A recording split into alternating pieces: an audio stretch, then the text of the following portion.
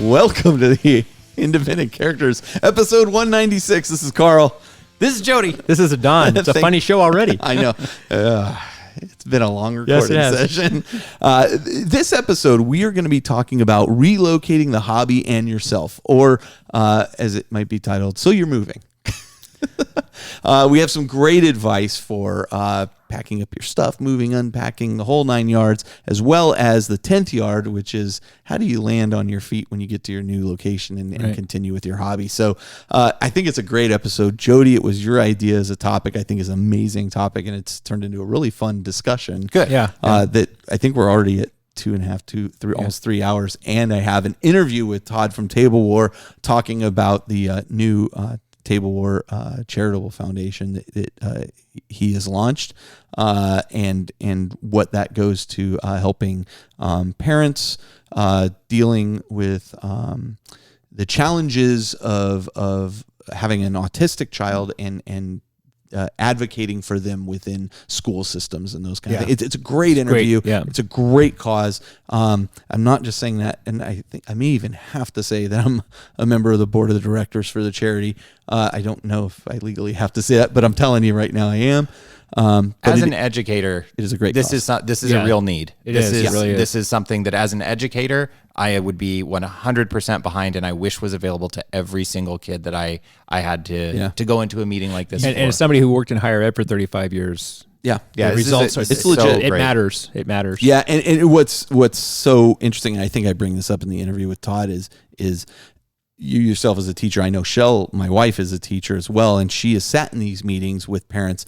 And you, as a teacher, are actually limited on what you're allowed to say or not say, and it's really unfortunate. So this is really about helping out the parents of students who are already dealing with challenges in the way in which they learn things. So it's an interesting interview. Please take a listen. We're very excited about the charity. Okay. First off, this show is sponsored by our Patreon member, Corey Martin. Corey Martin, thank you so much. Thanks, Corey. Appreciate everything. We have brand new chairs here, which very nice. You'll hear more about in a bit. But boy, the guys have appreciated that. So that is due to all of the wonderful donations support those Patreon members have provided. So let's launch into Elite Choice. Yes. Sound good? I'm going to go first. For me, this last couple weeks was Richard Cottrell's chapter master conversion from Marneus Calgar. I just thought the conversion is awesome. I love the spear.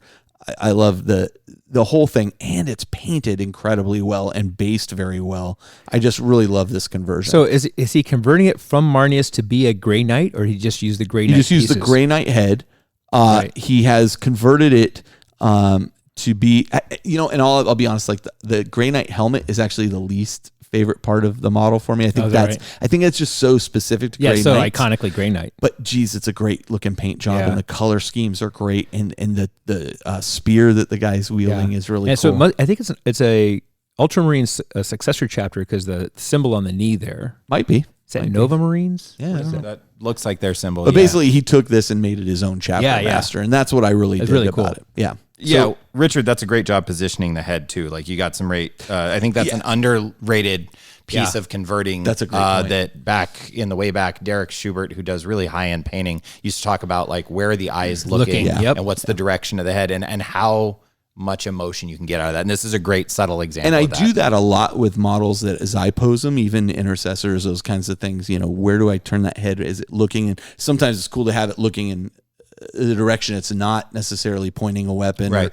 But here he's done a great job of. It has the power fist over the head, but the head, the chin is tilted up, so he's even kind of looking that direction, almost in defiance. I think it's really cool. Well, interesting that, as you were saying, he actually evokes emotion from a helmeted piece. Great point. Yeah, great point. All right, Jody, how about you? Will Hahn, beautiful man. If you didn't see this thing, my goodness, I tagged it. This is the first time I've ever seen something like, nope, there's mine, done. That's it. Will Hahn's Ryastyr the Corrupted. This model is the creature caster Lady of Anguish. Yeah. And he did just a phenomenal job and had a massive and awesome write-up about her backstory. Being corrupted by a god of Nurgle. Definitely check that out on the community page.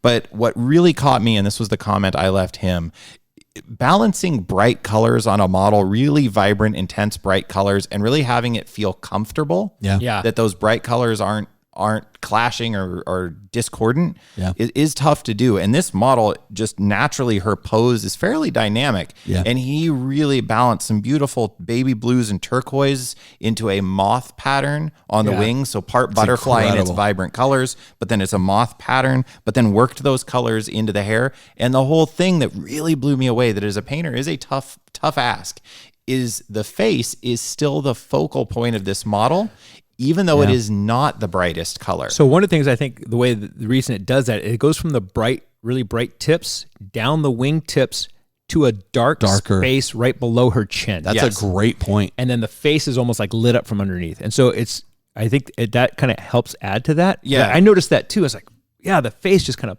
pops. You're still really drawn into that narrative of the face. And that's a great little advice piece if you're wanting to elevate your paint game just a smidge, that highlighting and really making sure, when I look at this model, is my eye drawn to the face first? And there's a lot of posts and information out there about how to do that. I'd be happy to chat with you. I know Justin's out there, listening, and he's got, I'm sure, a ton of awesome advice for you guys. But yeah, Will, you just killed it on this one. This blows me away. This is, I think, the first time I've ever picked a hobby item just based on like that paint job alone. That's it. That wins.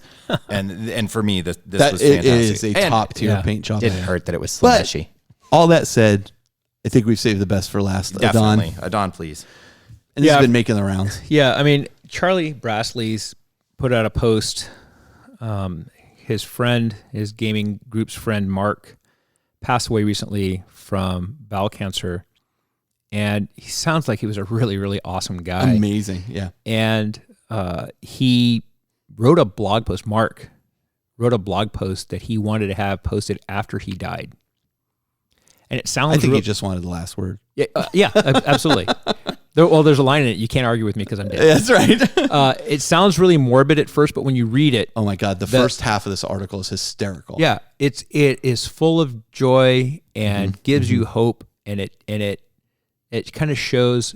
It really points to why the hobby can be really, really, really important beyond just playing with toy soldiers. Agreed. And I think that it has been making the rounds. I've seen it being tweeted and retweeted by a lot of different people, including Aaron Dembski-Bowden, and it's deserving of that attention.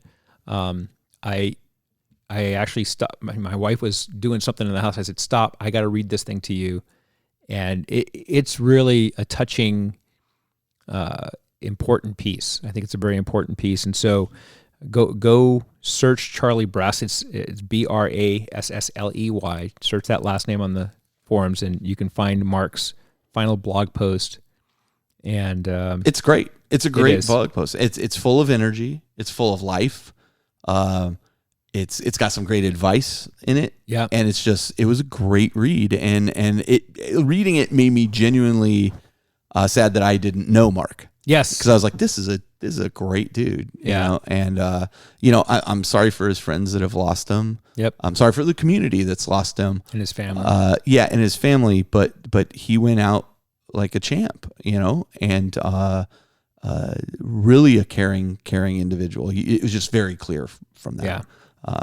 So I hope I am as comfortable with that situation when it comes. It comes for all of us, but I'm as comfortable with that as he was apparently as comfortable and with it for him. So great blog entry. One of the best I've read. Yeah. In a weird way, thank you, Mark. Yeah, for sure. Thank you. It's not weird at all. Thanks, Mark. Yeah, definitely. We are all better for having read your final words there. So, okay. Well, that being said, this one's for Mark then. There it is. Let's do that. Yeah. So, talking about moving on. Yep. So we're going to launch right into the show after this short break. Hey, this is Big Nasty B from Life After the Cover Safe, and I'm at a mall talking to strangers about Tablewar. Tablewar develops some of the most innovative products for the miniature wargaming and hobby industry. And I develop pictures. That's great. They develop things like the Fat Mat.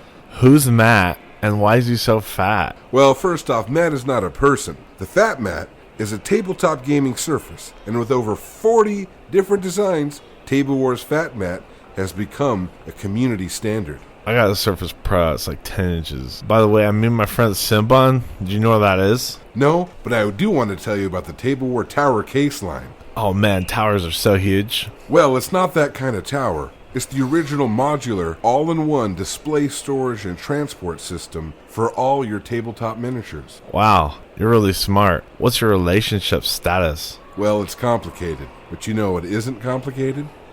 Chili dogs. This is true, but also the Macromat. Oh geez, not that guy again.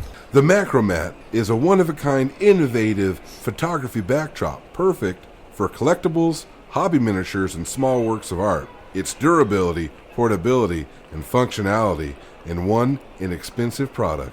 I wasn't paying attention to what you just said, but do you validate parking? No, I do not. But if you want more information, head over to tablewar.com and check them out. Tablewar! All right, let's kick it off with a little bit of hobby progress. And how about I go first? Okay. Alrighty. Sounds good. You're the boss. I am. I'm the big boss. I haven't done a whole lot. Finally, I'm done with all the travel. Don, you were with me on the last trip. Fun trip. But hello to Derek from Texas. He doesn't listen to the show. No way. But in the intervening times, I've been able to work on a few things. So I've finished assembling my war dogs, which are what do they call those? Armigers. Armigers. For you loyalists, they're called armigers. That's their proper name. Is it? So I got those done. I really like those kits. Like I like the way they go together. Yeah. I didn't like super chaosify them, but I put a few little spiky pieces on them. I just like them as kits in general. Yeah. Yeah.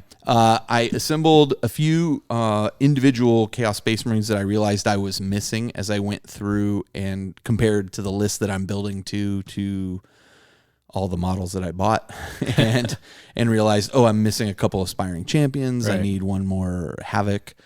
So I got all those assembled. So all those are done now. So I have like the entire list assembled and done and primed. And now I've probably got 3/4 of it base coated at this point. So did you see the new Warriors of Chaos from Age of Sigmar? Did I? Did I? Doesn't that make you wonder if they're going to be coming out with new Chaos Space Marines? No. No, it doesn't. But some of those are great conversion material. Oh, yeah, absolutely. That dude on the dragon yes, thing, I got to find a way for that guy. Man. That thing is awesome. All of the cavalry look amazing. Yeah. But that dude down the monster they're really cool. Yeah. I'm actually excited because that's actually an army I play for Age of Sigmar too. Oh, cool. So, you have the demons. Why not? Well, I also have like Archaon and I have. I know. I'm just saying you have demons too. So you can, yeah. Oh, yeah. It's a great theme. Yeah. And I love that the Disciples of Zeech thing anyway. The other thing I worked on, I painted all the bases for the Zeech demons that I had sent off to Dave Paints to do rush job on so that I could get them for Nova, which then they got here and I realized I don't have any bases. I miscounted. No. I had. Oh no. I had actually arranged. I had miscounted, and I had everything I need. I hadn't needed that stuff painted. Oh no. But I needed more Blue Horrors anyway. Of course. Yeah. Once Jody showed me the power of the power of splitting. Yeah. I needed more Blue Horrors because I was actually running out when I would split my pink horrors. Yeah. So finished up all those bases. So I based. I don't know. I think it was 20 Blue Horrors and 20 Brimstone Horrors and 3 or 4 Flamers. So all those are done. Those are the wargamma.com bases that I love those. It takes me like no time to paint those up. And I don't know, look, I've never said I'm good at math. Apparently I'm not good at counting either because then I had pulled out all the bases that I was going to put all these on and ultimately I had overdone the number of bases too. So like I literally had taken, I painted up too many bases. So now I've got a whole bunch of bases sitting there painted. So this is like the table leg thing. I clearly need some more models to fill those bases. There you go. You're cutting out, cut one leg of the table and it wobbles. You have to cut another leg of the table, but it's in reverse. Yeah. So now you need to buy some more. So it's all good. Demons to fill up the exactly. bases. Yeah. It's hot dogs and hot dog buns. You're set. Yeah, exactly. Yeah. Why are there 8 buns and 12 hot dogs. I'm just embodying chaos. There it is. And then I had posted a while back that I purchased a bunch of tubs for It looks really storing nice. stuff. Yeah, it wasn't kind of what I really wanted. I wanted like, black wood things up there. And the more I looked at it, the more frustrated I got with the whole situation. So I ended up buying some nice tubs from Target. They're plastic, but they're all the same. They're uniform, now. yeah. They're uniform, which really, for a chaos guy. The other thing with wood though, it ended up being really heavy. Really heavy. Yeah. Yeah. So anyway, got all that. I got all my terrain has a place it can go and get put away until you make more terrain. Organized until I make more terrain. I miscounted the tubs, so I have a couple empty tubs. Room to grow. That was intentional. Put the extra demons in them. They're storing my bases. That huge tub has like 12 bases. And finally, thank you. Don't thank me. Oh, thank our Patreons. Thank you, Patreons. Yeah. Thank you, Patreons. We could do like roll by effects. We can just keep talking. I'm sorry, you didn't. You didn't coming back. I didn't finish the statement. I know. I finally got these guys some chairs to sit in. Yes. Which are much more comfortable than my old dining room chairs that we were sitting in. No, that we were sitting in. Yeah. You were sitting in the nice, comfortable chair behind the desk there. As you said earlier, I'm the boss. I'm the boss. I know. You have the pretty buttons and the nice chair. Rank has its privileges. Yeah. No, but these chairs are actually really nice. These are. Yes. And I went They're to lazy boy chairs. I think I went to Staples and they were $250 chairs on clearance for $95. I said, I'll take 3 of them. Nice. Dear Patreons, my butt salutes you. Thank you. So yeah, I hope you guys are. That's a visual you don't want. It's a good thing this is a podcast. We're professional here. Do lunches. Now we have professional chairs. Yes. Jody, what have you been working on? Oh, not the right things, meaning not a whole lot of 40K. Let me see. I've been working on Warcry actually. I did up. Yes. Okay. I haven't played it, so that bodes well. I did see you paint a bunch of it. I did. Yeah. I painted all the terrain and I painted it to match my, Demon Valley Chaos board table. So I can double duty those. Yep. The funny thing is like Warcry seemed really fun to me. Again, haven't played it yet, but it was the fact that there were plastic Furies for my Demon army that got me all Twitter pated. So I do have a dozen of the Furies put together and they're underway, got them assembled and threw them together. Was pretty happy about that. It's interesting, the mechanic in Warcry for being able to bring those Furies onto the table and stuff. I have no idea. Yeah. Okay. I had somebody messaging me about it's a different show. Is this good? Is that good? And I'm like, I don't know. Clue. And they're like, how did you build your guys? How the instructions said. They're like, is that good? I don't know. I just went for it. Another thing I've been doing is trying out the baking soda base technique. Yeah. Where you can put down your chunks of whatever, be it, what's the bake it's Sculpey. Oh, Sculpey. Super Sculpey. Sculpey. Yeah. And crack up your kind of semi-slate looking pieces. You crack me up. Thank you. It's got to be somebody. And then, just super glue down and baking soda it. Yeah. What do you mean baking soda? You actually put baking soda on the... Yeah, super glue. And it instantly cures right now. And then the Uncle Adam of Tabletop Minions, he had a video about it quite a while back, and his argument was that the grit scale, like for using sand, relative to a miniature, is way, way too big. Yeah, it's too big. Yeah. Whereas the grains of baking soda actually shows up. Yeah. And if you're kind of reasonably careful about how you do get some modulation. Now you got to use super glue. If you use Elmer's glue, you're going to end up with just a big sticky goopy mess. Glue, that doesn't get you anywhere. It's a really great looking effect, and specifically, I tried it out for my Warcry guys, and it's something I really like. But I was trying it for the listeners. When you're sick of hearing about this, let me know. But Blitz Bowl, because they're on dungeon style bases, right? And the ability to instantly put down the texture and then grab a needle file right away and then carve in the crossing lines that would be the dungeon tile effect. Yeah. Man, did it work great. So it's an interesting effect, and one I think I'll probably be adopting over into other things. Probably when I rebase my sisters, I have some ideas about what I want to do there, and it could be a really nice edge filler. Yeah. And it takes paint really well. It takes a wash well. I've been working a lot with doing... Sam Lenz, again, I think through Tabletop Minions, has a video where he shows wet blending just on a base, but then playing with the idea of a light color and then a dark color at the back, where what would be behind the guy is darker and what's in front of him is lighter. Right. So if you want to get kind of cute with it, think of a Marine or a Chaos Marine firing their bolt gun, and then the front edge of their base would be a little bit lighter color because of that effect. Light source. Right. And even if you're not doing that, it just creates a cool visual effect of focusing on the front of the model. Yeah. And I've been playing with that a fair amount, and it works really well. It's not hard to do. I am a paint separate from the base kind of person. So for me, playing with these ideas, it's a safe way to experiment. So that's what I've been doing model-wise. I did make one thing, and I can't take full credit. Matt is the figurehead of this, but we did start a tabletop war game club at our school. Oh, did you? Yeah, we were talking about that last time that he was looking into there. Yeah, and it is happening. It is up and it's happening. We've had a couple meetings. On Wednesday, I sat and did some painting on, working on my secondary Terminator squad for Space Hulk, because it's a great thing that after school, if we've got 2 hours, flop out a game of Space Hulk and do that up. So, and it was a good way to show some of the kids, different painting techniques. Really impressed with the guys who are into 40K. That's what it started with. We had how many kids have kind of jumped into it? We have 4 very regular students that kind of were why we said why Matt was like, hey, let's do this thing. And then rotating through as we are just wrapping up water polo season, which sounds maybe weird to some listeners, but is a big deal in the Santa Cruz area. Our team is very, very good every year. They're just wrapping up, and there's a handful of players there. And from the football team, those programs are just wrapping up. So after school is becoming available to more kids. Man, you want to talk about fitness, water polo players, there's a lot of fighting that goes on beneath the surface there. Yeah, no, it's a tough game. Fascinating sport. I have a cousin who's actually plays for Michigan. She's very, very good. And then Matt actually played. No, he didn't play. I always want to say he played college, but did his wife play? No, she would have just killed people. Anyway, we've had a couple days today. I was really hoping to get a game in, but work happened after school and prevented me. Now, have you gotten the kit from GW for the support thing? So want to make sure we're up and running proper, and then we'll reach out.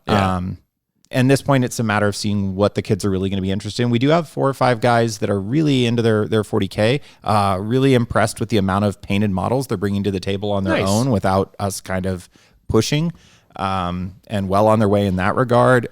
There's another game called Gaslands that's basically customized. I super want to try that. Tom and I were supposed to play it. It's Road Warrior with Hot Wheels. Yeah. So that's been a great way to kind of talk about a low level investment. Oh, exactly. And the second edition just came out. Right. Yeah. So Matt picked those up, and we've been sitting down with them and like, hey, you don't know how to paint? Cool. Grab a Matchbox car. We got them primed up. Off you go. Yeah. Nice. And it's not there.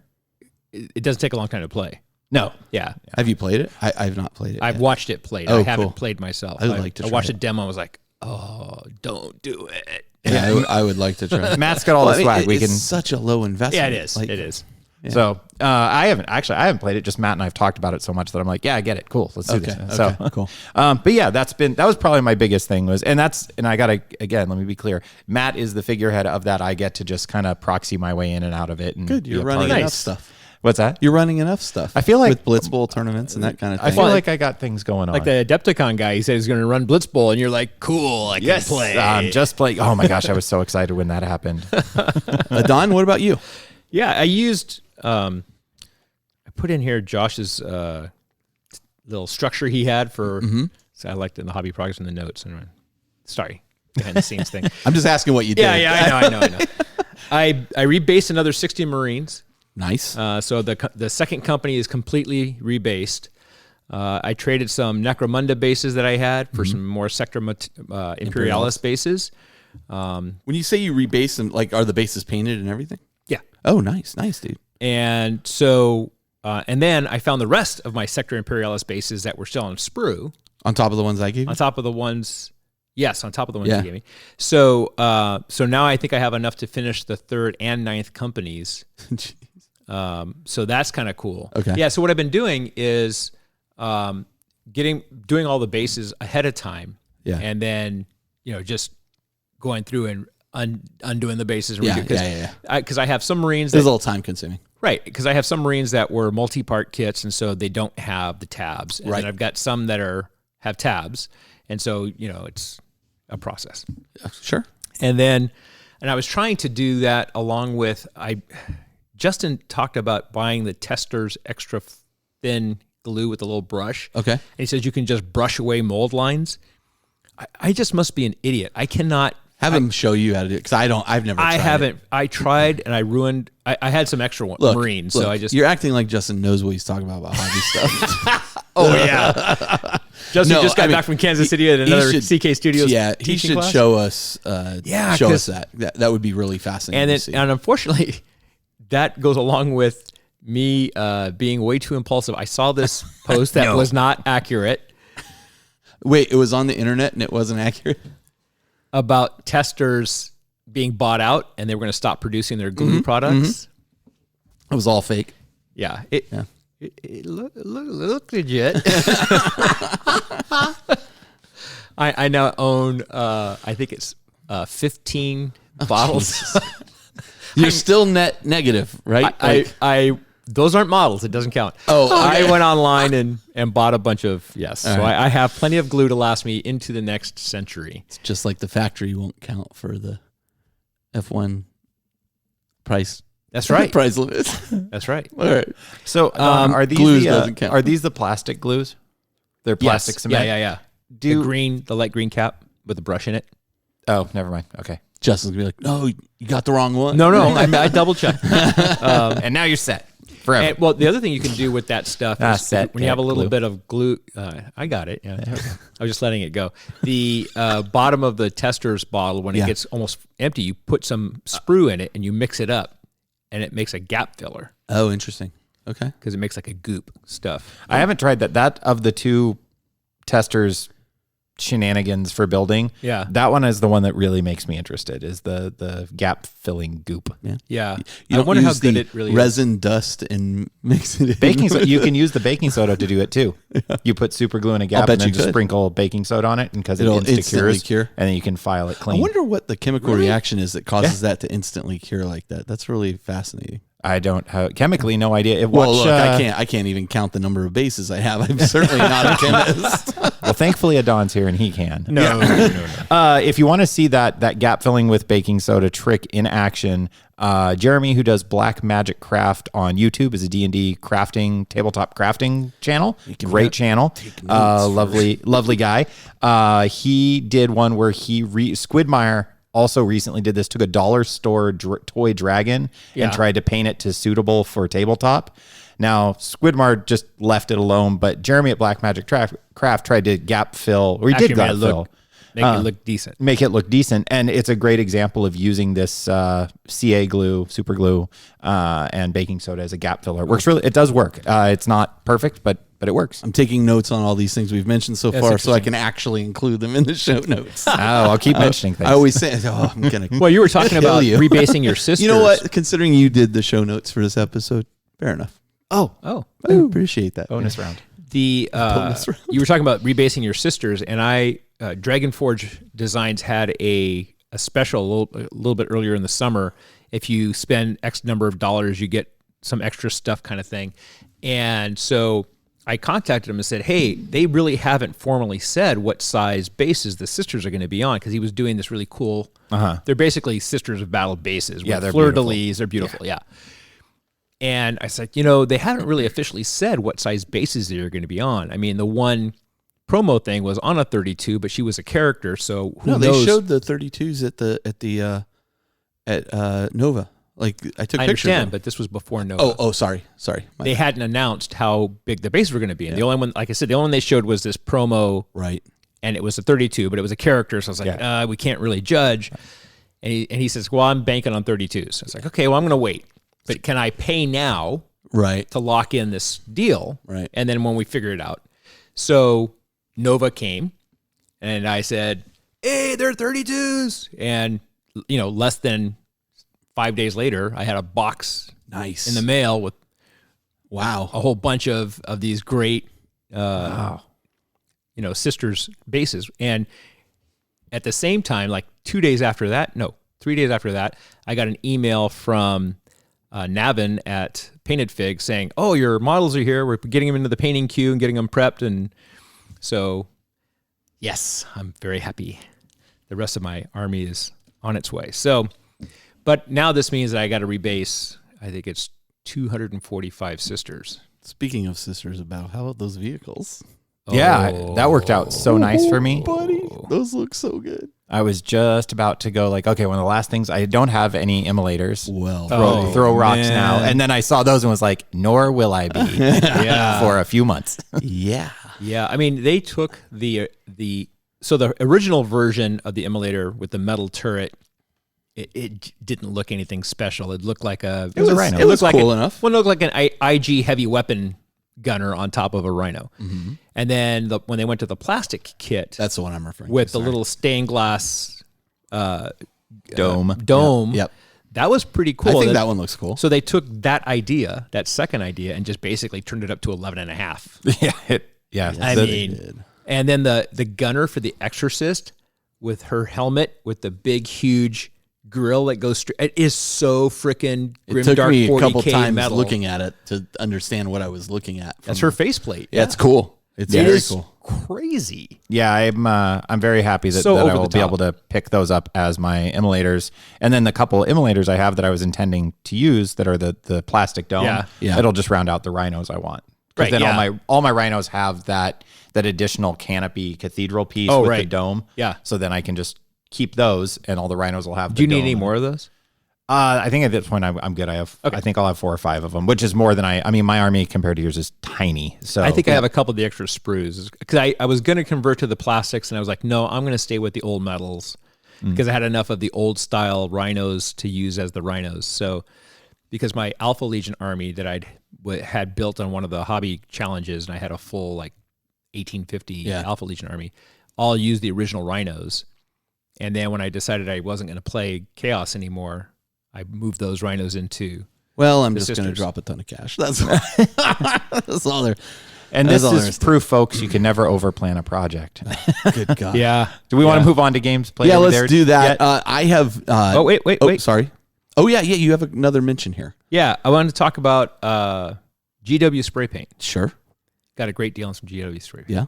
They're selling for half off. But one of the things one of the things one of the local price it should be. Well, yeah, right, exactly. One of the local stores overbought. You know what? I'll be honest though. I still love the way GW spray comes out of its nozzle. Like the nozzles for those are just fantastic. They're very nice. Yeah. But somebody pointed out to me that the Mechanicum Standard Gray spray, it is not the same color as the Mechanicum Standard Gray pot. Oh, interesting. So they said. And so now I'm thinking, do I care? Because that's the base color for my army. Yeah. And I would really love to just be able to, what I want to do is prime them black, zenithal them, and then use the spray to just spray them. That spray might blow away the zenithal stuff. You got to be... Well, I just be careful with it. Heavy, yeah. But I don't want it... Do you seal them after you paint them? Do I seal the... No. No. We should introduce you to Matten seal. Wow, call back to last episode. Still pushing the Matten. Putting the Matten. Krylon, get on it. Matten. Yeah. All right. Anyway, that's what happens when you spray outside and it's a little bit moist, kids. Yeah, not a bad deal though. Half off. That's actually really and that was nice. the paint, not the primers. That was the paint. Yeah. Sweet. Yeah. Cool. So games played? We good? Yeah. I'll go. None. Cool, I'm done. Okay. Sad face. Sad face. None. But I do want to talk briefly during this segment about the Patreon campaign, which we've just launched our 5th round of it out of 12. So it's going really well. And we've introduced the second event that's going to occur, which is this rogue planet that has kind of just been, flung out of its star's orbit. It's just traveling through space. Oh, wow. Wandered into the area of the thing. And the interesting thing about this, like before we had a space Hulk kind of come in, people grabbed points from it. A planet that came out of orbit? Yeah, they're called rogue planets. They really exist. They really exist in our fiction. They really exist in real life too. Do they really? Yes. Wow. Yeah, learning. It's just floating through space, Probably because somebody was going by with a starship with dragging a piece of a star, Probably. and the extra gravity pulled it out. Yeah. So anyway, that's for you, Jeff. This rogue planet is in the area and it's just been discovered. And so the difference here is that there is descending points for this. So basically, the way the campaign works is you take over planets, you gain 50% control of the planet. Right. You get points. With this planet, the more control you have, the more points you get for every army that's fighting on it. Oh. So everybody effectively is gaining points from it each round, some more than others. Okay. So I think it's going to be kind of so on the planet itself, though, when people go down, where like Necrons appear from up underneath the surface, and now they have to battle these. Nobody knows. There's actually ancient ruins on it that don't belong to any of the known races. Oh, I love it. Yeah. Oh, God. So it's pretty cool. And it's like frozen because there's no, of course, there's no sun near it. And it's just been kind of drifting. And so it's frozen over, but it's also like got. And you want to play into the holiday. Well, it's also like movie release. Heavily. Like the molten core continues to like push out through it, so you'll have like these volcanic eruptions that'll like melt certain areas, and then it'll refreeze after it cools and stuff. So yeah, it's kind of cool. I'm just excited about it because it's like this is really going to be, I think, a differentiator in the campaign for where points begin to spread. Right now, Chaos and Imperium are kind of neck and neck.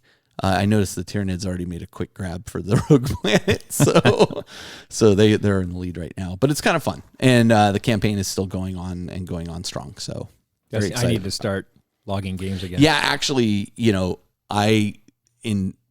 after I wrote kind of the backstory for the rogue planet and stuff and put it out there, I was like, I got some ideas for some cool like kill team games and some Mortalis games and just 40K games that'd be fun to play on this. I wonder if any of the Patreons.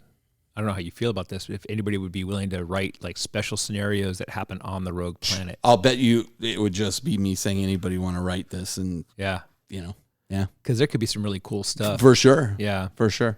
I was gonna kind of like as I went through the whole process, I was gonna be like, well, games played here have to use these rules. I was like, I want to keep it as flexible as possible for people. But there could be some really cool scenarios, especially using that melting refreezing mechanic for sure. That immediately made me start to think about things you could do with the game. So anyway, so that's it. I mean, I've just been doing tons of travel. I am now done with travel. The show's going to be back on track in terms of releases, and even though we're heading into the holidays, this actually frees up a bunch of time for me right now. So that's cool. Super stoked to finally be done.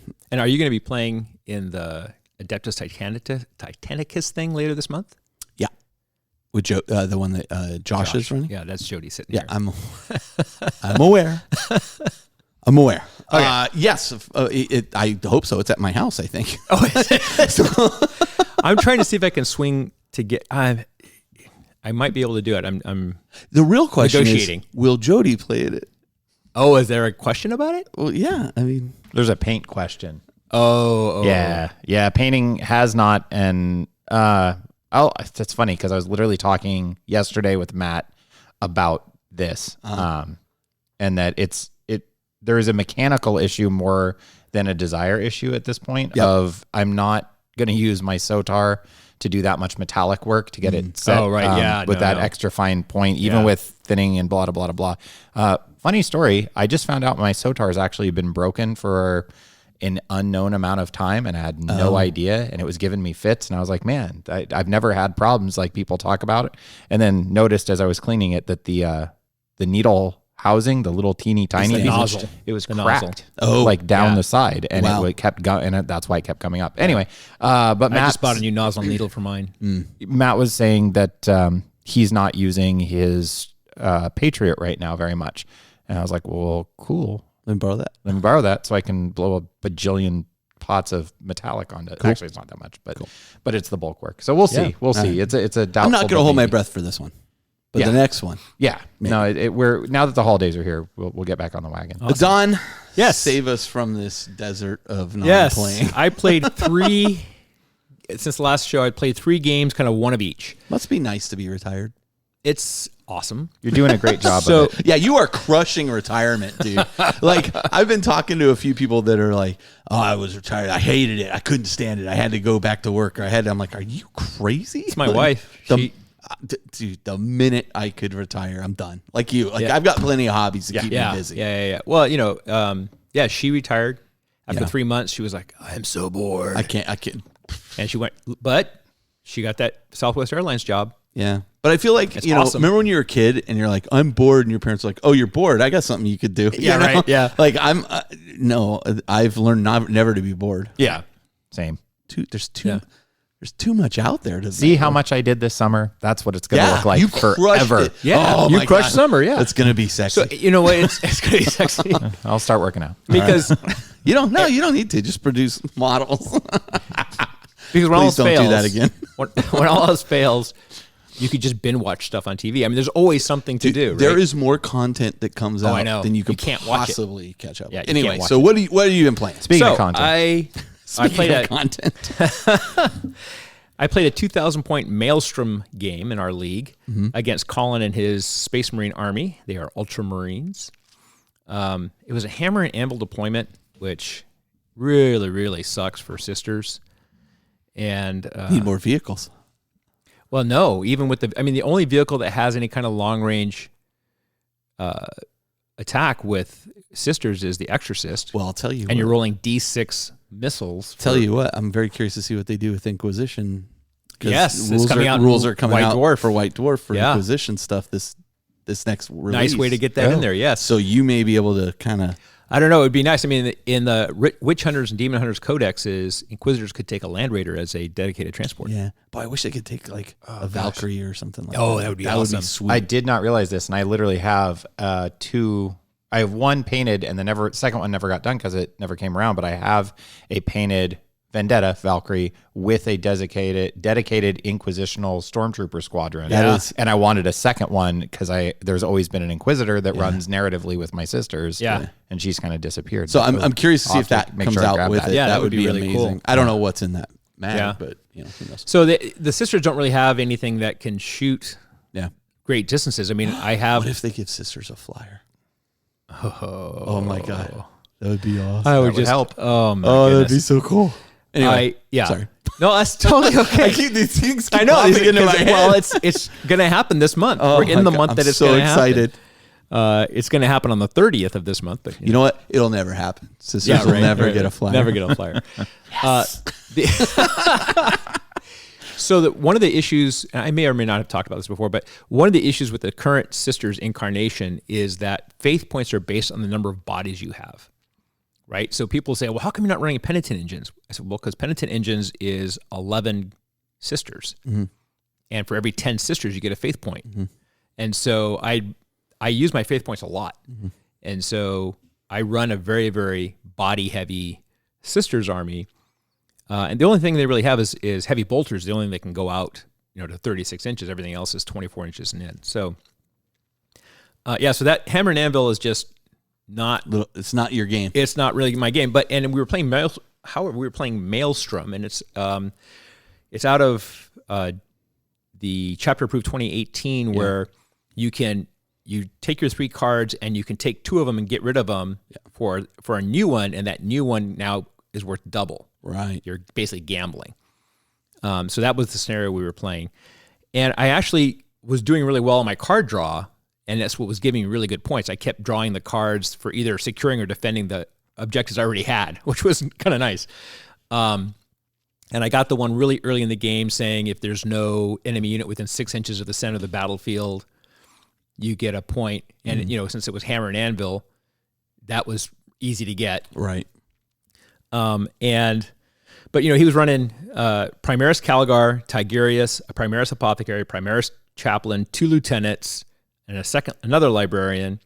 He had a 2,000-point game. I was like, man, that's heavy on HQs. But now, I see. 2,000-point game. And he was running 2 venerable dreadnoughts with twin las and missile launchers and an ironclad.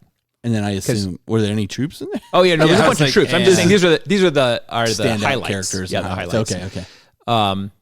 Because I think he knew he was going to be facing sisters, or maybe he didn't, because the ironclad is awesome against infantry. Yeah, with the hurricane bolter and toughness. I think it's toughness 8 and 137 wounds or something like that. And I'd say 137. Yeah, but seems right. And I had heavy melting. In this particular list, I was running a brigade, and so I had a retributor squad with 4 multi-meltas in it, and I'm thinking, awesome. Yeah, I got them in a good position. And every time I use them, like 1 would hit, or maybe 2 would hit. Right. It was just a mess. But I held on until turn 4, and he was and then he started deleting units because he had aggressors. Oh, they're brutal. Yeah, and with the Ultramarines tactical doctrine, and it doesn't matter if they move and all this kind of stuff. And he was just deleting units. I was just picking whole 10-person units off the table, every time he fired. And it was just helping you put them away. Oh, absolutely. And so when your opponent shakes your hand and his first words are, "Hey, great game. Really sorry about your dice rolls," I wasn't going to say anything. Yeah, like, I'll take it. Was that noticeable, huh? It happens. Yeah, it does. But as it was, there was, I think he had 3 or 4 squads where there was one dude remaining because I fired my entire army at it and couldn't delete the squad. Anyway, and of course, Ultramarines, they don't really care about battle shock test. What is it called? Morale tests. What's this game called? Yeah, I know. They don't really care about morale tests. So whatever. Right. So it was a tough loss, but it was a good game. What else did you play? 2,000 point ITC game against Chris. He had Salamanders, bunch of snipers, Leviathan Dread, and Brayoth Ashmantle. Ooh. Pre Jeff's dog chewing it up. that Dread. Yeah. Oh my gosh. A good one. I had no chance in this game. It was ITC, kill more, hold more kind of thing. I was okay for the first turn or two, and then it all went downhill. It was going downhill after that. And I made a couple really stupid movement errors that just put me in a wrong position. But I'm going to bring this back up in a minute. But then my last game, which was a really cool game, was non-league game, was 2,000 point. We just played it out of chapter approved. Sean, one of the guys from Baxter, says, "Hey, you know what? I don't think I've ever played against sisters, and you and I have never played. Can we get a game in?" Oh, that's cool. I'm like, "Oh, yeah, sure." So I said, "I'm going to bring my Death Guard. Is it okay if I bring a knight with my Death Guard?" I'm like, "Yeah, sure, whatever." So he brings this army, and they're not Poxwalkers, but what's the other? Plague Bearers? Plague Bearers. He had 2 units of 30 Plague Bearers. Yeah, they're tough. And he had 3 of the flying flamer drones. Yeah. With a Demon Prince, the conversions, I posted pictures of his conversions of his Demon Princes, Nurgle Demon Princes. Yeah. They are amazing. One of them, the Demon Prince is emerging out of a Plague Marine. Oh, cool. And, I saw those pictures. And it's so he has the body and head of the Plague Marine at the bottom of the it's gestating out of it because they look like bugs. It's an amazing conversion. And what's really interesting about Sean is he had a medical issue that was not allowing him to paint. I remember you told me about this guy.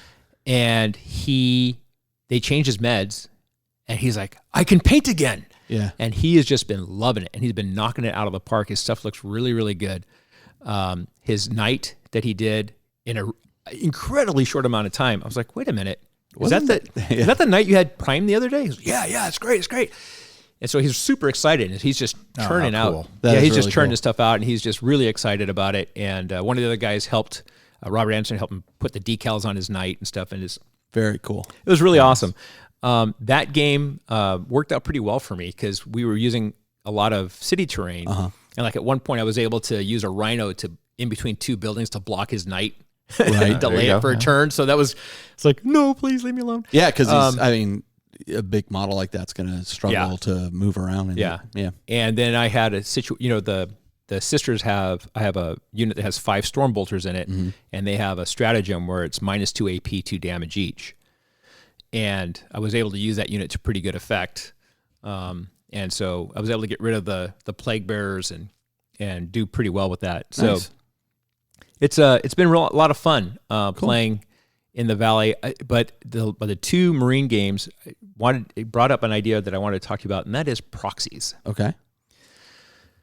So in one of the games, the guy's like, okay, so he hit me up ahead of time. Yeah. He said, hey, I've got these 2 Inceptor units. I want to be able to run them as the dudes with the double. No, he had the guys with the jump dudes with the big long rifles. Okay. And he wanted to run them as Inceptors. Okay. He said, are you okay with that? I said, well, so they are both going to be the same different unit that are both also have fly. Yeah. Okay. So they basically just have different guns. Yeah. Okay, fine. It's like, all right, yeah, I'm cool with that. He says, I don't want to buy the models if I don't like the way they run. And okay, yeah fine. Okay. a lot of his army was not painted. Okay. Some of it was primed. I think it was one unit that was painted. A lot of it was not primed, but it was, he's whatever. The other game, though, the Salamander game, well, this unit of intercessors is this kind of unit, and this unit of intercessors is that kind of unit. I put little eyes on their bases so you know, and then these guys are the snipers, but these are the other snipers, but they're the same models. Nope. I'm done with that. I've been done with that for years. I know. And I'm grinding my teeth because it's a league game. Yeah. Who's running the league? Yeah, I know. I'm asking who's running it. One of the guys there is running the league. Gotta go talk to him about this. I know. And one of the things that bothers me about it is he didn't ask me ahead of time. Yeah. I just get there and he's got all these proxies. Yeah. And like his Braearth Ash Mantle was just a box dread. It wasn't really It's not Braearth Ash Mantle. Right. I mean, it's like, okay. I mean, even convert it a little bit or something. Do something, right? Paint Braearth on him or something. Here's the... Okay, do you have any more to say? Well, about no, it? I mean, I got two completely different vibes in these two different proxy situations. So one of them I was actually okay with. First proxy situation you described is exactly what I think proxies are for. Yes. Right? Hey, before I go drop $100, $120 on these two units, I want to see how they perform. Right. I've heard they perform well. Do you mind? These two distinct units are exactly this. I have nothing else on the table. It looks like them. Right. I just want to see how it works out. Right. If I like the way it goes, which I bet he does after they deleted a bunch of units, hey, Thanks for reminding me. I'm gonna pick them up and then I'll go for it. I think that's totally legit, and I would never, give anybody a hard time about that. Right. Especially because he let you know in advance. Yes. Right? Totally do it. Let's see how they work. Like, I'm curious. Right. Exactly. Yeah. The second situation I have outgrown years ago, and I used to get so frustrated with the particular player that we played with. I know exactly who you're talking about. Actually, two different players that we played with that would, this guy with the arm up is this, and this guy with the arm down. And the guy with no head has the choppa. I'm not going to remember any of this crap. I mean, the other problem with that for me, and feel free to jump in wherever, is the game is, to me, more than just a game. If I just want to play a tabletop game, I'll play a tabletop game. This is an immersive experience where I'm trying to create these cool visuals and feel the fun of it and the flavor, and that is the game for me. It's not just I'm moving unit A to here and I'm moving unit B to here. It's for me, look how cool is it. When Justin and I played the Cities of Death game, that was an amazing game. We had some cool pictures where it was like my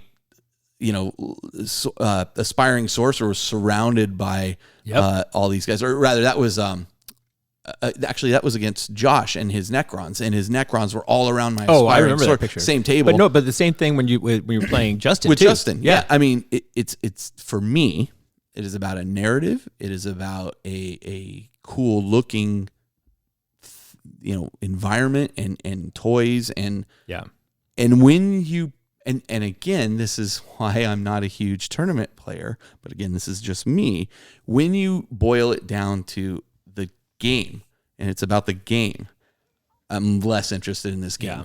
Totally less interested. Yeah, and it's interesting because I feel very. I mean, I jumped into. I'm playing in 4 different leagues. Mm-hmm. An AOS league and 3 40K leagues, and I was worried about this. The same because I have a lot of that same feeling. And of the 3 games I described, you know which one was the most fun? And it's not because I won. It was the one against the Death Guard guy, which was not a league game. Oh, I was going to ask if it was the one where the guy proxied the... No. It was of those 3. Yeah. It was the Death Guard guy because... Which is non-league. It was all about he wanted to have a really cool-looking event. Mm-hmm. Right. And I always post pictures, right, of the different games. Sure. And... some of those pictures you probably don't want to post. Right, exactly. Yeah. And I feel bad because nobody that I've played has been a jerk. Look, and not to sound elitist about it. No, I want to talk to that specific go idea. And that's the thing is I don't want to sound like a gatekeeper. Because we talked about this when we talked about Pillars of the Hobby. Right. But it's about growing that. Like, start out, that's this guy with the proxy, the 2 units, because I want to try them out. Right. I remember my Death Guard, and I remember playing Nick Hayden. Right. And I can show you pictures where my whole Death Guard army is painted brick red because that was the undercoat I used on everything. Yeah, we talked about it before. Yeah, and I played that for a while. But then every time you played me, oh look, the units are a little more done and a little more done until finally the whole army is done. The old GW store show progress each time. Yeah. So, that notion of gatekeeping and cost, because I know when we talk about things like this, there are game groups and individuals who feel like this is a very elitist take. Yep. I understand. Yeah. Also, admittedly, and I'm very vocal about feeling very privileged in the sense that the game group I came up playing in when I was 15, 16 years old and could not afford, my parents weren't a fan of this hobby, and, which is still, I was like, okay, guys, can't you just take drugs? Here's Coke. Just do some of that. It's the 90s and 80s. You're fine. So they weren't a fan. So I was footing the bill myself with my little schleppy part-time job, and I couldn't always have the newest, coolest unit. Right. And there are sacrifices that had to be made. There were times when I lost games and I was like, man, I wish I could buy unit X, Y, or Z, and I just couldn't. Yeah. But there's also something to be said for, if you're going to build a Marine army, and my friend there, Cliff in Santa Cruz is working on his very first Marine army. He's doing cool. Blood Angels. Yeah. And nice. It's been really neat. But I've been really telling him, hey, start off by doing some intercessors. Start off by painting up a few squad of intercessors. Yep. Because they're never going to go away. No. They're never going to disappear. Maybe someday, but not anytime. Not for but it is not this day. Many years. You will get a lot of play and a lot of enjoyment out of them. For sure. Right. Whereas if you just go out and buy Death Guard, or just go buy Sanguinary Guard, or just go buy whatever specialist. You mean Death Company? Sure, whatever. Yeah, Death Company. You're right. Sorry, that was my brain was going to destroy. The chaos is showing. So that notion, though, of those units are always going to serve you well, and the narrative will always feel appropriate. Right. If you are playing Marines and you always feel tactical Marines, it's always going to feel like you're playing Marines, not some weird, strange combination. And I couldn't agree more with you, Carl, about the point of, at the point your entire army is remember this thing, remember that thing, remember this other thing. If you guys remember a while back, I was talking about the conversion I did with the baby wings on the little baby wings on the. And it was weird because not weird. It was really cool. I had a lot of people say, hey, it's your hobby. Do your thing. Like, don't worry about it. And I said, no, because at the point I'm asking my opponent to remember not only their rules, but my rules. And then I'll keep track of this layer of effectively code shifting visuals. Yes. You are when you are doing that, you are taking advantage of your opponent. You are asking them to play at a disadvantage. Yeah, because they are having to visually code switch what they're seeing as they're playing, and you're not if they're not doing the same. Right. Now, if you and your opponent are both doing that, and that's how your game group plays, more power to you. Enjoy, please. And to be fair, it is an expensive hobby. I understand, especially when you don't have the funds to do that. I don't know that the league is the appropriate place for that. I would agree. I don't know that a tournament certainly is not the appropriate place for that. Very few tournaments would stand for that anymore. No, absolutely not. And this league is supposed to be like an extended tournament. Okay, so that's the way it was described. Then treat it like a tournament. Yeah. There's always the ask the organizer, and like if somebody's not doing it, this was one of the things that and I don't want a tournament bash, but this is one of the things that turned me off is the number of times I showed up at tournaments and it was fully painted, and then I would line up to play and I would be across from a bunch of gray plastic. And I did go up to tournament organizers and go, hey, what's the deal? I don't see that as much as we used to. I certainly don't. Which is good. Which is great. Yeah. But that was a big turnoff. Yeah. So that notion, and I just wanted to make that point of, I know it sounds elitist, but it's also really unfair if your opponent isn't also doing that to ask them to do the same. And that's you guys with as we mentioned a little bit ago, my running Blitz Bowl tournaments, one of my rules is, no, you have to play with the new models. Why? Because it's an early entry, easy access game. It's built that way. Super easy. Do not ask your opponent to have to then code switch models. Right. It is asking them to do something extra. And especially when you're doing it, it's not this one unit, it's multiple places in the army. And that's the thing about a whole different another layer. And that he had two units that were the same models, but they were different things. That is not appropriate. Now they were painted slightly differently, but now there's exceptions that I I'm totally happy to embrace. For example, these guys who are my Minotaurs all have spears, right? The spears, I'm treating all spears as Thunderhammers. Okay. Right. Yeah. You know, I'm okay with that. Great. Like that's across the army. Visually, every Minotaurs guy here have spears. and it'll stand out, right? Yeah. Like you'll see the spear and, you know, but all spears in my army, not this unit with spears, they're Thunderhammer, but the guys holding the spears up are power sword. Right. No, like I'm totally fine with another player creatively saying, you know, well, I've built this guy in such a way that all of the weapons that you see here, like that are the same, I'm treating as such and such. Again, not on the fly, but I'm talking about when there's a hobby aspect to that, and a thought out process of this is how I'm going to envision and play the army. Well, and I've played against people where they'll do that exact thing. You know, all the spears are, you know, Thunderhammers or whatever, to use your example. And what they'll do is during the game say, hey, and don't forget those spears are Thunderhammers. Right. And they'll just keep reminding me, which is cool. And I think that's an expected behavior. Now so here's a little switch. I had a friend that we used to play with. He used to play at Endgame, also a teacher. He had a Kroot army, really nicely painted Kroot army, and he used to use it to be different things. Like he used it one time. He used, I'm going to use it as a demon army. Yeah, sure.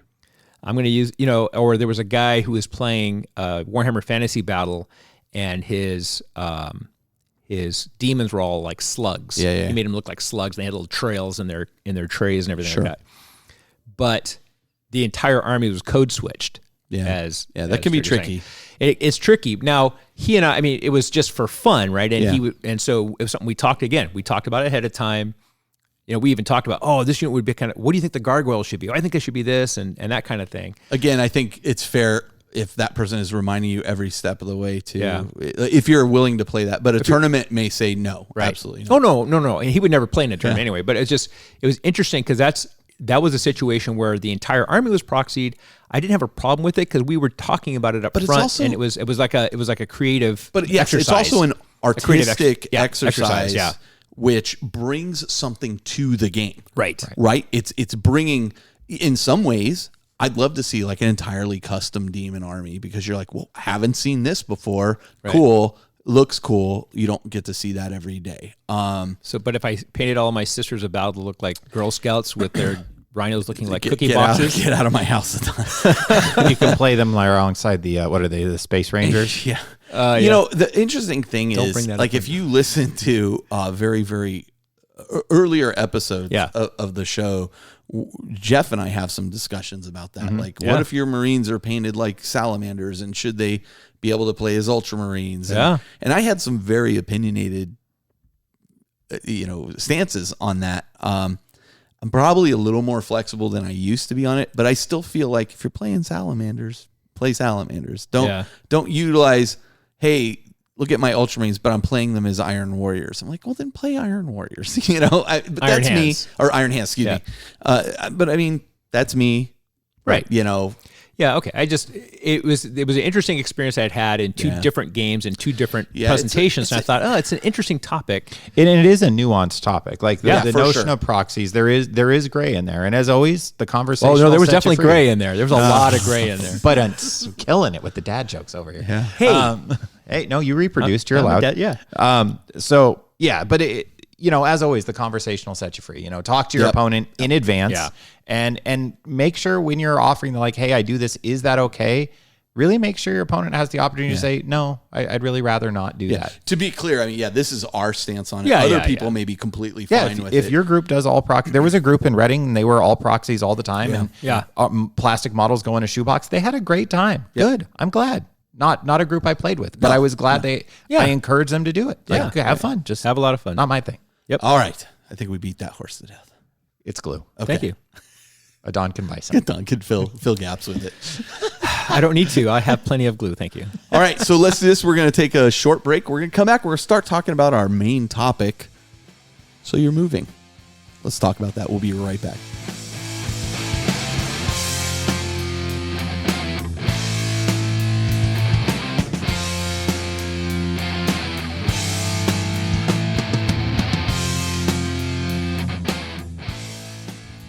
All right, and we're back.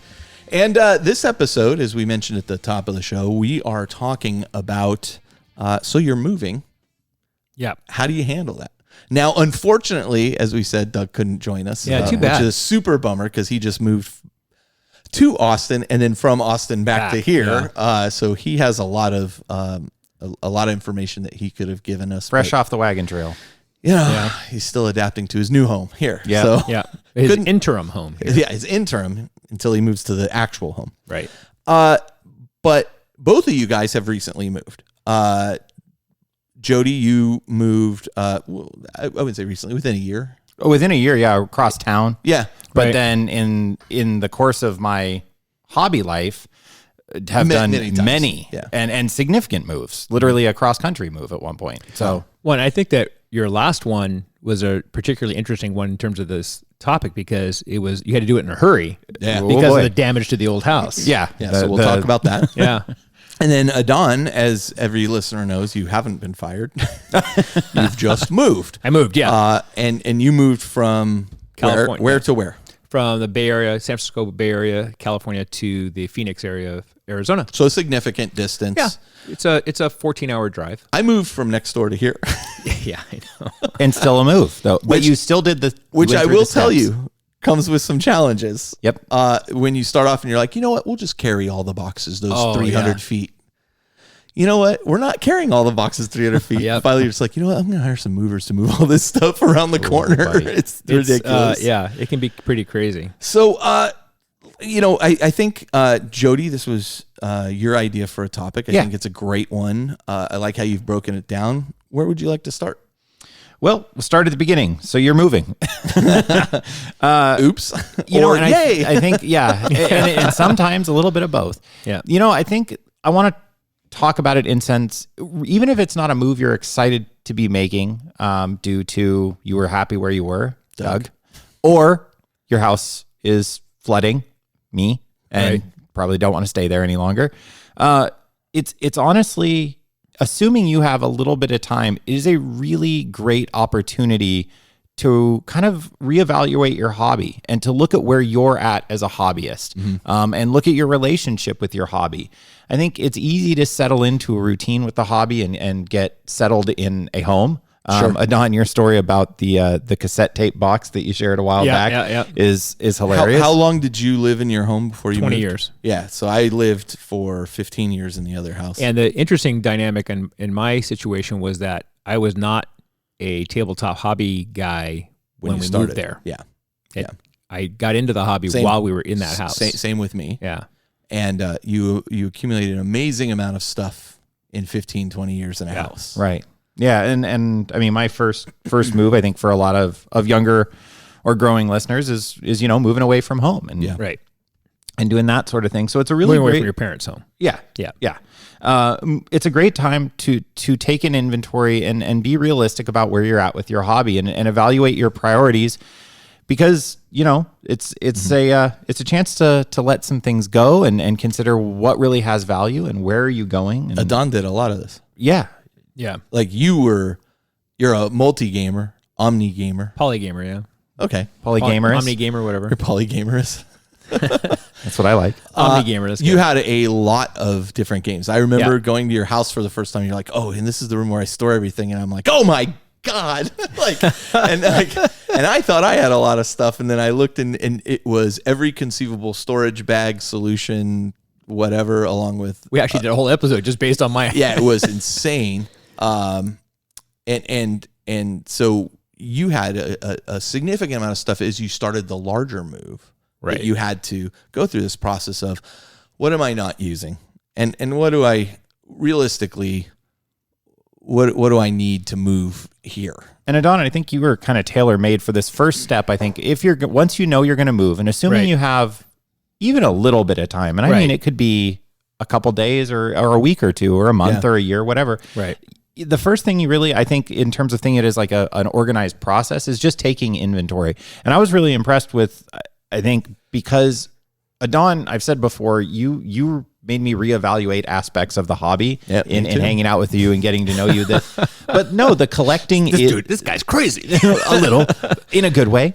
But the collecting is very much a real part of the hobby. Oh, for sure, you. absolutely. You know, you take it seriously, and it's an important part of the hobby and a place you get your enjoyment. And honestly, it's given me kind of a green light to enjoy that part of the hobby maybe a little more than I used to. But that means taking inventory, I think, was probably pretty tough for you when it came time to move. Yeah, I mean, I think, and this is one of the things I want to say early on, and I'll mention it again at the end with specific names, but a lot of people commented on the show announcement talking about, oh yeah, I just moved recently, or I moved last week, or last year, or whatever. I reached out to a whole bunch of people who said I recently moved, and I messaged them and said, hey, would you mind sharing some stuff? So some of the things I'm going to say come from me. Some of it comes from, I got replies back from like 7-8 people. Cool. Awesome. Including Colin Ward. So I'm going to include some of that stuff too. I think that's great. But I think that was one of the key things is you got to prioritize. You got to inventory what you have and prioritize what you have and why you have it, kind of a thing. And I did it okay. We'll talk about this later. Once you finish the move, you find out how badly you did it. True. Yeah. Oh, that is so true. We'll talk about that later. But no, I had to, you have to do some serious soul searching. Yeah. And part of this also comes for me because I get these waves of, you know what, screw it, I'm just going to throw it all away. I'm aware you do. And sometimes I actually do just end up throwing stuff away. And so that was a real I think it thing comes I had down to add into that too. Evaluating, as you said, why you're holding on to certain things. Yeah. You talk about here, Jody, in the notes, projects that never took off. Yeah. Right. We all have them. Like, I'd love to do X, Y, or Z. I have a bunch of Stormcast Eternals sitting over there, still mostly in boxes and some half assembled. And I'm like, and I just looked at them today and said, am I really going to do a Stormcast army at this point? The thing that got me excited about doing it, I think you already did, or Josh already did. One of you have done the color. The Hallowed Knights with the silver and blue. Yeah, that's mine. That's yours. Yeah, and I actually just trimmed down to that's my last AOS army, other than my demons. And I looked at those and I was like, oh, you did the color I was going to do. And that was what I was excited about doing. So that kind of threw me off my game. Now I'm like, do I really need to do that? I have two Age of Sigmar armies as this. I mean, one of the jokes I kind of put in here, but it was like, are you really going to play? When's the last time you all 7 of those armies you own? Right. Of course. And one of the things you can do is actually write down, literally document the last time you played that army. And you may find that, holy crap, that was 4 years ago. Yeah. That's the last time I actually put that army on a table. Yeah. Now, right. That being said, armies can also have value beyond that. Maybe that was the first army you completely painted, and so you have an emotional attachment to it. And right. You know what? Sure. I'm going to keep that. Yeah. I mean, there's different types of value. Yeah. Right.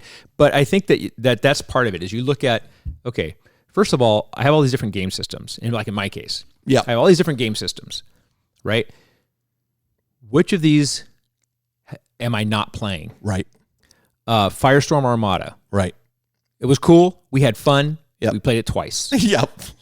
And I'm like, why am I keeping this army? Yeah. Now, on the one hand, it's like, well, it's not that, it takes up like one half-size KR case. Who cares? But that's space. Yeah. Right? I mean, it takes up space. And it's for something that realistically you're going to get to your location. You're not going to play against somebody there. Drop Zone Commander. Yep. I had a very extensive, good-sized Drop Zone Commander army because, I wanted at least one of each unit kind of a thing. Right. I bought things as they came out. And I hadn't played it in a while. Our group kind of died off in our area, except for the guys at Every Little War in Richmond. They play a lot, but it was a kind of a trek for me. Yeah. And so I said to Eric, who runs that group, it's like, hey, do you want to buy this from me? Because I'm not going to use it. Yeah. And you have to evaluate what's right for you. There's no answer. Like, we can't tell you do X. Yeah, sell your Drop Zone Commander. Yeah. No. You may absolutely adore it, and at some point you're like, I have 2 armies. I'm going to talk somebody into playing this. And right. I love it, and keep it. Well, the other thing is that gaming metas are extremely regional, and in some cases micro-regional. Yeah. There are games they play in Game Castle Fremont that they do not play at Game Castle Mountain View. Of course. Right. And I mean, that's for those of you who are not in the Bay Area, that's like a 15-minute drive, 20-minute drive between the two. Yeah. Depending on traffic, it's 2 hours. But my point is, we used to talk about this at Black Diamond Games and Endgame, which are, again, relatively close to each other. Yeah. There were games that were played at each place that nobody played at the other one. Right. Right. And so gaming can be super micro-regional. And so the fact that you're leaving an area that's really hot with Age of Sigmar, right, doesn't mean that when you go to the other place it won't be hot or it will be hot. You don't know because of the region. It's a good point, and I'm going to talk about that farther. Yeah, because there's some things you can do to offset that too. So the key idea there is go through and what do you have? And I think I know, Carl, you are almost comedically bad or good with this of like looking into your closet and going, wait, I have how many of these? Yeah. Crap. I just bought one. I've gotten better about it. You have. Opens a drawer and finds a... And a part of this, I think, is your relative gamer age or your trajectory as a gamer. I think we all go through the hoard of things phase. Yep. And this is just a really good opportunity to go, what do I have? Do I have these oddball systems? Do I have 75 different board games? Right. And here I love that there's a note about supplementary materials, old books, old codexes, White Dwarf magazines. Time to start ditching those things if you're really... So the next thing we're going to talk about is downsizing specifically. Like, so now you've taken inventory. The next step is to downsize because you don't want to move all those things. The supplementary materials are the first spot to start that downsizing project. There is nothing heavier than a box of books. It's weight in gold. My wife is a librarian. Yeah. We got some books. Oh yeah, I bet. And I was like, my God, they're so heavy. And somebody looked at me and was like, well, they're made out of wood pulp. Would a log that size be heavy? And I was like, oh my God. And every time glue, right? Yeah. And every time I lug one of her box of books around when we move, I'm like, it's a big log, babe. It's a big log. And she glares at me. To be honest, I used to store tons and tons of books. I still do. I mean, I have gaming books, but what I don't really collect a lot of now are paperbacks and those kinds of things. I do it all on Kindle just because I finally was just like, first off, I love the Kindle experience, but second off, I was like, I don't have room for all this stuff. You read a lot. And I read a lot. Yeah, and I don't have room for all this stuff. And it's like, why am I keeping this paperback? I'm not going to read this again. And the beauty is you can pass these on to friends. A lot of times friends will just take them off your hands. For sure. Right? Bookstores, used bookstores is a great way to go. If your area still has a used bookstore. Library for donations. Library will take them for donations. So, when I have a couple points about that one. So the used bookstore route, don't get your hopes up. No, you're going to get very little. You're going to get very, very little money. The first time I took a bunch of stuff down there and they gave me the little credit slip, I looked at her and I actually said, seriously? She goes, this is the first time you've done this, huh? Yeah. It's not like you're not getting 75% of the value. You're getting pennies on the dollar. Yeah. And we sold my mother-in-law's collection to a used bookstore, and they said, well, bring them down, and we went through maybe 5 boxes of things, and they took about a box worth out of those 5 and said, okay, we'll give you this amount for those. I said, okay, we'll take it. And then I was like, now I got to lug these other 4 boxes back somewhere. And at that point, there were still tons of books. She was a book hoarder. Yeah. And I was like, I'm not doing this again. Like it wasn't worth going down. The one that I went to was Half Price Books, and you sign a thing saying anything they're not going to use, they're going to recycle it, and you're okay with that. Yeah. So you don't have to carry it out. Well, that's great. I did at the place, which is nice. That's a new policy for them since the last time I worked with them, and that's great. It's a great bookstore. It's a fantastic bookstore. And then the library, there's stuff they won't take. There is, and they usually have a limit on how much they'll take at one time. Right. Yeah. Right. And depending on the library, again, depending where you're at, sometimes they'll agree also if you sign a thing saying, we'll just recycle anything we don't use. Yeah. So I want to jump just a little bit ahead here. Yeah. So what if somebody won't take these, and let's just stay focused on books. Okay. But you could also argue here, this is relevant to old templates or specialist dice or those kind of things. Right. So if nobody's going to take it, you're going to have to throw it away. Yeah. Yes. You don't have to, but why aren't you? Yeah. And there's a note here about sunk cost, perceived value, and delayed in gratification. And this is probably one of the hardest ideas to accept as a gamer. So what do you mean by sunk cost? You have already paid for that book. Mm-hmm. You hopefully have read through it and got your enjoyment out of it. Right. Mm-hmm. You have already sunk your resources into it. Mm-hmm. It is no longer worth anything. Right. To own it. And so what is perceived value? Perceived value is the idea that it has value. Right. You are perceiving that it has a dollar amount of value. Because you spent dollars Because you spent dollars on it. Right. But those dollars are gone. Yeah. They are now $0 that you have for that. Yeah. Yeah. You bought it. Your money is gone. You have $0 for that item. You have the item. And whatever you associate as value is what you perceive to be the value of that item. Sure. Now, there are certain things that they do have a resale value if you resell them. Certain collector's items. Right. I mean, because one of the things you can do with those items instead of throwing them away is you could put them up on either your group pages or even on Barter Bucket and say, free, you pay for shipping. Sure. Yeah. And there are people who will do that. Absolutely. Yeah. But if you, and I want to start at the worst case scenario where you can't do that. Right. Nobody's going to want this. Right. And you can try, but nobody wants it. Right. The reality is you've already gotten your enjoyment. Mech Warrior clicks. There was a young boy who loved them. Yes. There you go. That you've spent your money, you've gotten your enjoyment out of it. As the song says, let it go. Yeah. You got what you wanted out of it. Yeah. This notion that in some way you are entitled to getting money back for it, right? You have to let that go. Yeah, it's just not there. And the way to do that, in my mind, is when you buy the thing. Yes. When you buy thing one, you decide at that point, I am buying this. It is a temporary thing. I am giving up my money. Yes. My money is gone.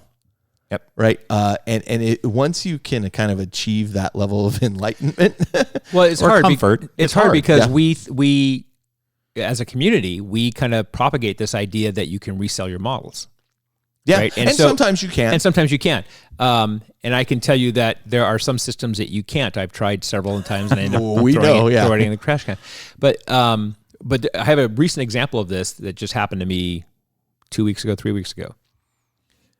When I bought the original Stormcast Eternal Battle Tome. Yeah. And I had a Stormcast Eternal army in boxes, as you did. Yeah. Early on. Not a lot of models, but I had a few. Anthony's son wanted to play Stormcast Eternal, so I ended up selling a bunch of the stuff to him. Yeah. But not the Battle Tome at the time. Got my other Daughters of Cain army. I love it. I play it all the time. Not all the time, but I play my Daughters of Cain. So I came into this guy who was giving up a bunch of Stormcast Eternal stuff. So, well, yeah, I'll take it off your hands. It's like, okay, well, this is actually a ready-made army. Okay. I go to look at this book. It's no longer valid. There's a new book. Right. Mm-hmm. Right. I probably cracked that book twice. Yep. I'm as guilty as all of us. And I was standing there looking at that book today, this morning. I was looking at it. I was getting my stuff because I have it sitting by the front door because I'm trying to decide half-price books or the recycle bin. Yeah, just throw it in the recycle bin.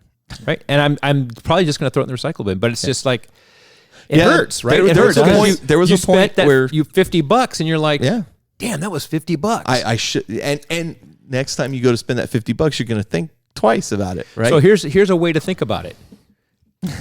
treat your gaming purchases as if they're steak dinners. Yeah. And I think that's a great way to phrase what Carl was saying. Yeah. When I buy a box of models, one is I could be buying it. And let's move, because initially I wanted to start that talking about the supplementary materials specifically. Yep. Because they're probably the ones you're going to have to, when you move, it's a great time to let them go. Right. We were cleaning out here to prep, for moving in because my mother-in-law had a bunch of stuff. We've gone through 5 dumpsters of throwing stuff away because there was a bit of a hoarder thing going on there. Mm-hmm. We went through 5 dumpsters, and in the process of that, I looked at boxes of 5th edition codexes and such, and I was just like, you know what? Nope, tossed them out. Yeah. You know what? I moved to the new house, and I just couldn't bring myself to get rid of my 4th edition D&D stuff, and that's okay. Yeah, and a box full of templates.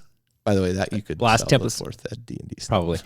Well, that's what I figured. But the blast templates and all that kind of stuff. I was like, oh, I could use these for Necromunda. Because I play that all the time, sure. Right, and that goes back to that when you take inventory, be honest. Like, are you really gonna play that? Right, it's hard. It is hard to do this, you guys, and make no bones about it. We are sympathetic to it, that we've all done it, and it is difficult. Don's just the best at it. Oh, no. Oh, you are. But you embraced the process really well. Yeah, you did. Like, I think that's really good. Like, you were, it was thoughtful. Nothing was done. You were inspirational for our group in downsizing things. Really? Oh, yeah. Very much so. Very much so. You know, it's something that after my second or third really big, meaningful move, this became a normal part of my hobby process, is this like reevaluation. And thinking about, so let's switch over to models really specifically. And that notion of, if it's 40K models, you probably can resell them. You can probably find somebody, again, there's a few now that are getting dated, though. There are a lot that are getting dated. You have a hard time selling just basic Space Marines. You are? Yep. Tac Marines. Yep. Yeah. I have 1,000 of them. I inherited a friend of mine who was downsizing his collection and just was done for the most part. Yeah. And I have 4 or 5 drop pods. Yeah. And like was offering them at the last swap meet I was at, I think for $10 each. Yep. And I went home with just about all of them. Yep. Like for $10, people wouldn't buy a drop pod. And I'm like, wow. And apparently their people are now wishing they would. They're better now. They're better now. I unloaded a bunch of mine too. Yeah. I was sad one of them was built and I was like, why didn't I keep that to make terrain? But there it is. Why am I keeping terrain making materials? Like, that takes a ton of space. It's heavy. Do I need it? So you can probably sell miniatures, but to that idea of thinking about like a steak dinner, or I am buying this experience. Right. I bought these models. I now own these models. What I paid for was the enjoyment of building them, or painting them, and hopefully playing with them. But I am buying the opportunity to do that. That's what I'm buying. Yeah, it's interesting. Dan Osborne had an interesting take on this. He had a very specific discussion with his partner about this when they were moving, and saying, you know what, that 3x3x3 box of GW boxes, a lot of which are still in shrink wrap, are more valuable than that love seat right there. There's more value in that box of shrink wrap models than that love seat is. What does he mean by value? The resale value. He could go out on eBay or Barter Bucket or whatever and sell that box of models for way more than what they could do to sell that sofa. They just got rid of the sofas. Right. Because it was just like, there's no value in it. Yeah. Right. And these especially sealed boxes, you could just it may take some time, but they'll sell off eventually. Yeah. Oh yeah. And much like the books, you got to be willing. Like when I go to swap meets, it's funny because people come up when I'm at swap meets and be, well, how much for this? And I'll either have a very low price that I think is more than fair. When I say more than fair, I'm not talking 50%. I'm talking 20% of value, right? Or I'll tell people, you tell me what number you couldn't walk away from that for. And like, what do you mean? I'm like, well, what would be if I said this number? You'd be like, well, I have to take it. That's how much I'm going to charge you for it. You tell me what it's worth to you, and then it's yours. So I have a problem with that at swap meets and flea markets. And that's okay. People will say 25 cents. Right. And then I have the right to tell them no. Well, I know. But, I mean, if I'm serious that it's like, no, really, just take it. Make me a fair, reasonable offer that is what the price you wouldn't walk away from that from. Right. And I've actually been surprised the number of times the person has said more than that. Like, no, okay, I'm not taking $1 for this entire box of Space Marines. Of course not. But I mean, I've had people be like, $10. And I'm like, I would have taken 2. Right. Yeah. Well, yes, I mean, it's like a buddy of mine. I gave him a big box of old Confrontation stuff, the Rackham game, because he's really into the models. Beautiful models. They are. They're fantastic. And I said, he says, well, how much you want from? I said, I trust you. You know this game really well. You pay me what you think a fair price would be for a friend. Yeah. Yeah. Mm-hmm. Not a fair price on the open market. But for a friend. Yeah. And just, here's my PayPal address. You just send me the money. And so, it's the same kind of thing though. It's like, but it depends on how you're going to sell it. If you're going to sell it on eBay or Barter Bucket or something like that, do your research. You do research. You're going to be able to set a price. Yeah. If you go to a flea market or a swap meet kind of thing, you have to be prepared to sell stuff for a lot less than you would get online. Think you're going to. Yeah. Yeah. I mean, it's true. I mean, there was stuff that I could have sold on eBay for way more than I sold it for at the GW, at the Game Castle flea market. But I was at the point where just get this You're stuff trying off to my get table. rid of it as quickly as possible. Right? Because that's the other thing is time. Yeah. All and right? that was Time kind of makes the a next big point I was difference. going to make, which is you're typically working under a limited amount of time. If you're moving, for sure. Yeah. Yeah. And so you have to, I mean, what's your lead time? Because we ended up, they said, we're going to make, here's the offer, cash offer, 15-day close. Yeah. Oh, sorry about that. Holy crap. Yeah. 15-day close. I mean, you're just throwing stuff out, right? Because you're trying to get rid of 20 years worth of stuff. Sure. I mean, we were already in the process, right? Yeah. But still, it's just all And of I a think sudden that there's a speaks panic to- mode that sets Yeah, I in. think that speaks to, maybe even annually kind of take stock of what you have. Well, Yeah, this process we're talking about, you don't have to wait to move to do No, it. it gives a whole new meaning to the phrase spring cleaning. Yeah. And I'll be honest with you guys, I now do this because I did move a number of, especially since moving to Santa Cruz, we have moved a lot. But even prior to that, it felt like it was a number of moves in about a 5-year window. There was a lot of ping ponging. Right. And this just became part of my about every year and a half, 2 years. I go through my collection, board games and otherwise, and I do this, and I've never regretted it. And once you do start selling those things and you have that wad of cash, now, one of the things I would encourage you to do if your finances and lifestyle allow for it is consider this money that you're getting for your hobby as the way it says here, is a delayed gratification of reinvestment. You have the opportunity now that when you get to your new area, which we'll be talking about in a little bit, you have now a chunk of cash for whatever amount you sold this portion of your collection and these old items for. That money is now set aside for you to invest in your new meta, your new area. That's what I did. Or a new exciting project that you are excited about. Yep. And you hopefully will go, you know what, before I spend this $50, do I really want this steak dinner? Do I really want this one-off experience? Yes, I do. And in a weird way, it's a reward for going through it. And it makes, I'll tell you what, once you get used to it, it makes this process very, not only palatable, but actually kind of enjoyable. Yeah. Like you're knowing like, oh, there's this game I want. And when I sell off these things that I'm not using, I can get this game. I can get this game. Yeah. Cool. And I might have a little bit extra afterwards. Yeah, although for a lot of people, I have to say, that's a lot like don't buy any models until you paint the ones you have. True.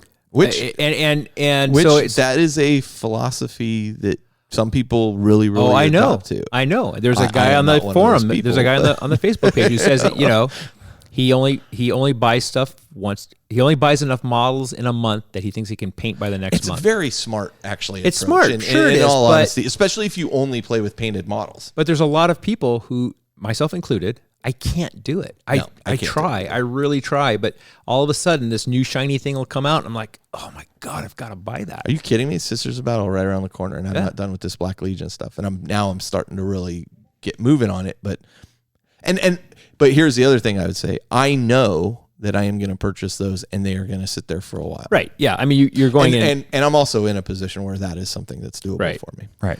In a few months, folks, you'll be able to pick up, is it Osiris Bone Reapers? Yeah. Yeah, you'll be able to pick those up at swap meets everywhere. Colin and I frequently joke about Thousand Suns because... Because people buy them and paint like 3 of them are like, and then they're like, I'm not doing this. And so every time we see like somebody who's bought like a huge collection, Colin and I will message each other and be like, hey, those are going to be for sale on eBay. Write down that guy's. Colin's like, I'm not painting them.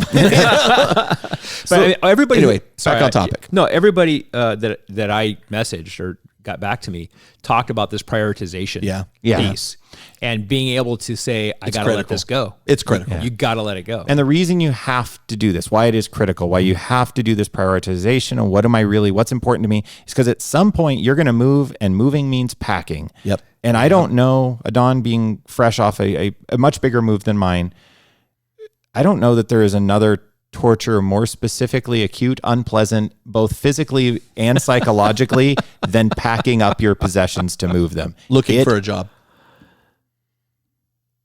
While you're doing that. I hate looking for a job. No, I would rather look for a job than pack up my possessions. It's crazy. I hate moving. I hate moving. My wife says my wife and I get along better than maybe any 2 people I've met. Like we are peas in a pod, and we get along. The one area we don't get along is when we move, and because I will tell her I'm like, you don't have to take everything you've ever owned. This is not a caravan. This is where the separation starts. Yeah. And then she goes, you are not a refugee. We do not have to move with a single backpack. Somewhere in the middle there. And the last time we moved, credit to us. You're not a well, she's very smart. The last time we moved, we both got done and we were like, we didn't argue. We did not yet. No, we had a snippy moment. And then it was like, I'm sorry.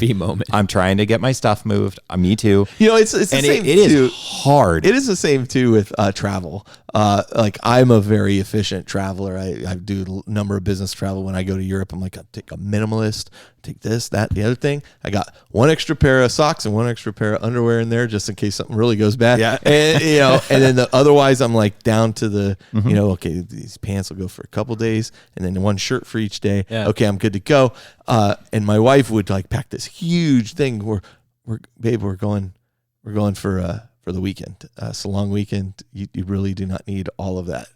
No. And now she's finally gotten down. Like she sees how I don't struggle with everything I'm carrying. My dad will travel with a shoulder bag. So I just buy stuff when I get there.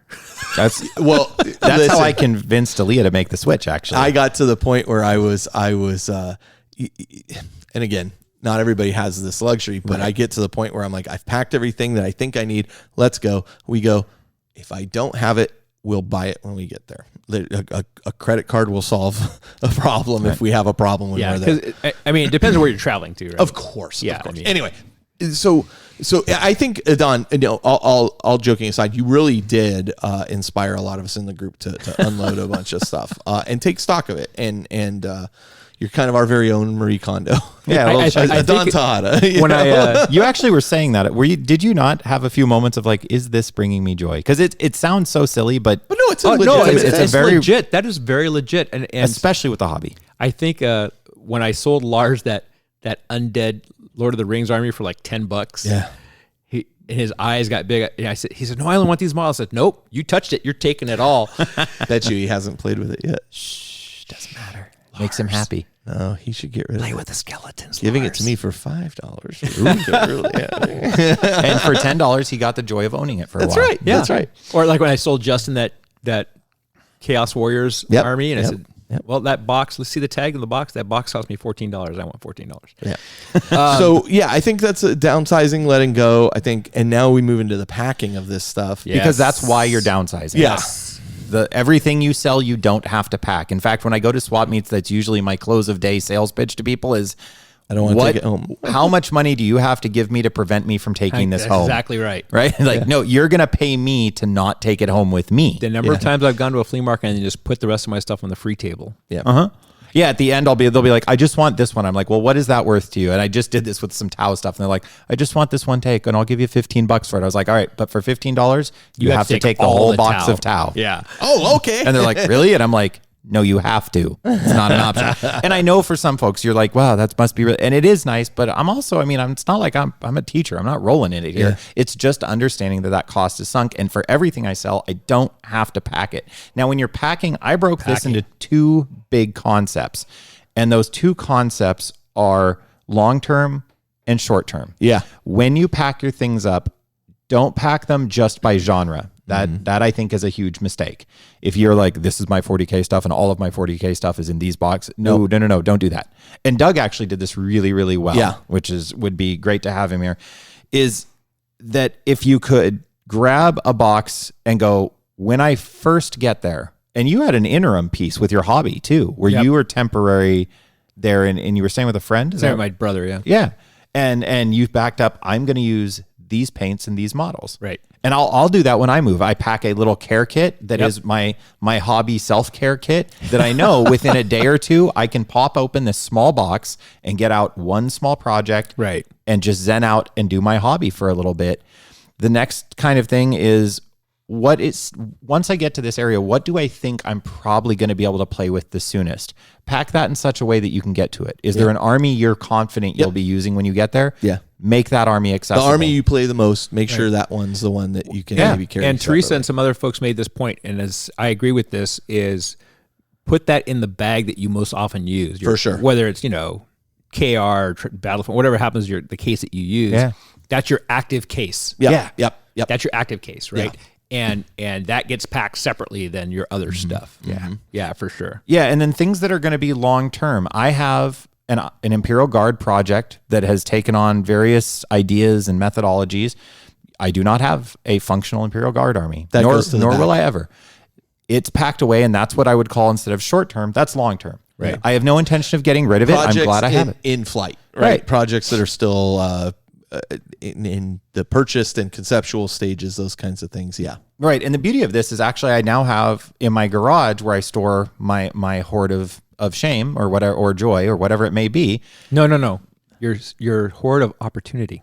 Ooh, I like that. Beautiful. It's an Osborne phrase. That's nice. But it's sorted this way now. I have a box that has, it has old orc vehicle kits and bits and parts and things like that. Yeah.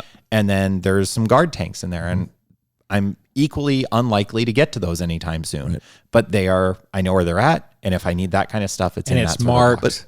But in addition, marked. That's a great point, Adon. And we'll talk about that. But in addition to your go bag, if you will, all right, the bag that you're going to use these things and play with these things, you may also, if you're inclined and into the hobby aspect of this, you're definitely going to want to also set aside a few things that you are definitely going to paint when you get there. And in fact, this may be even an opportune time to make progress that you maybe weren't before. Yeah.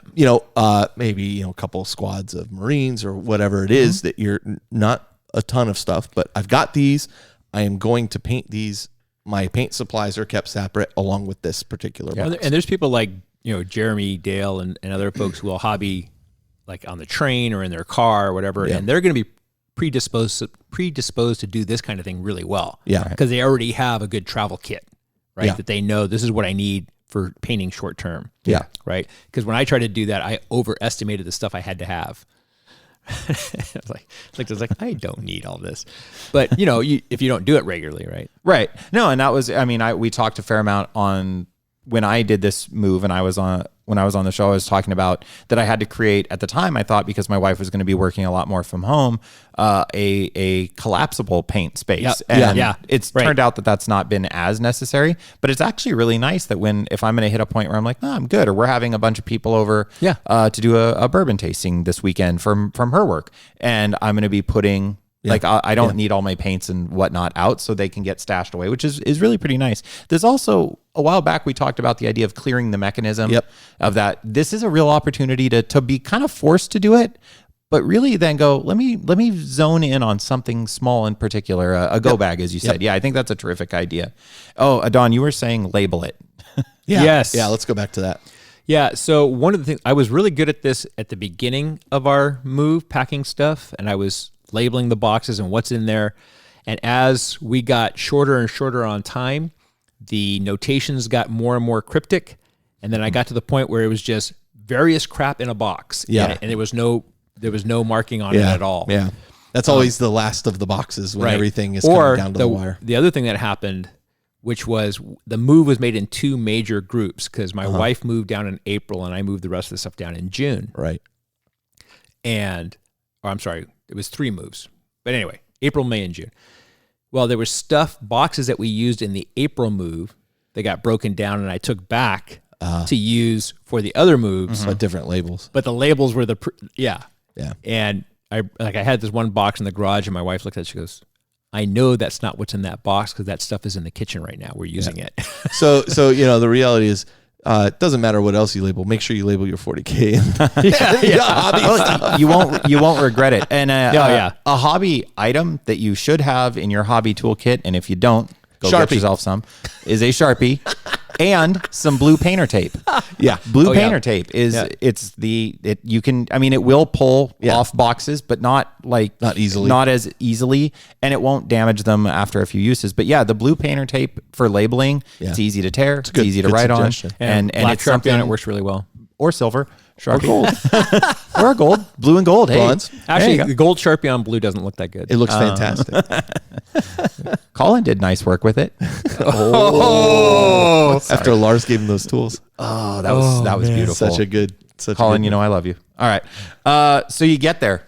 You made it. Yeah. Your stuff got in boxes. It got labeled. It made it there. Hopefully you were packaged with care and considered how pointy your dark Eldar are. Except for one thing. What? We got to talk about, between packing and unpacking. Yeah. The trip. Yeah.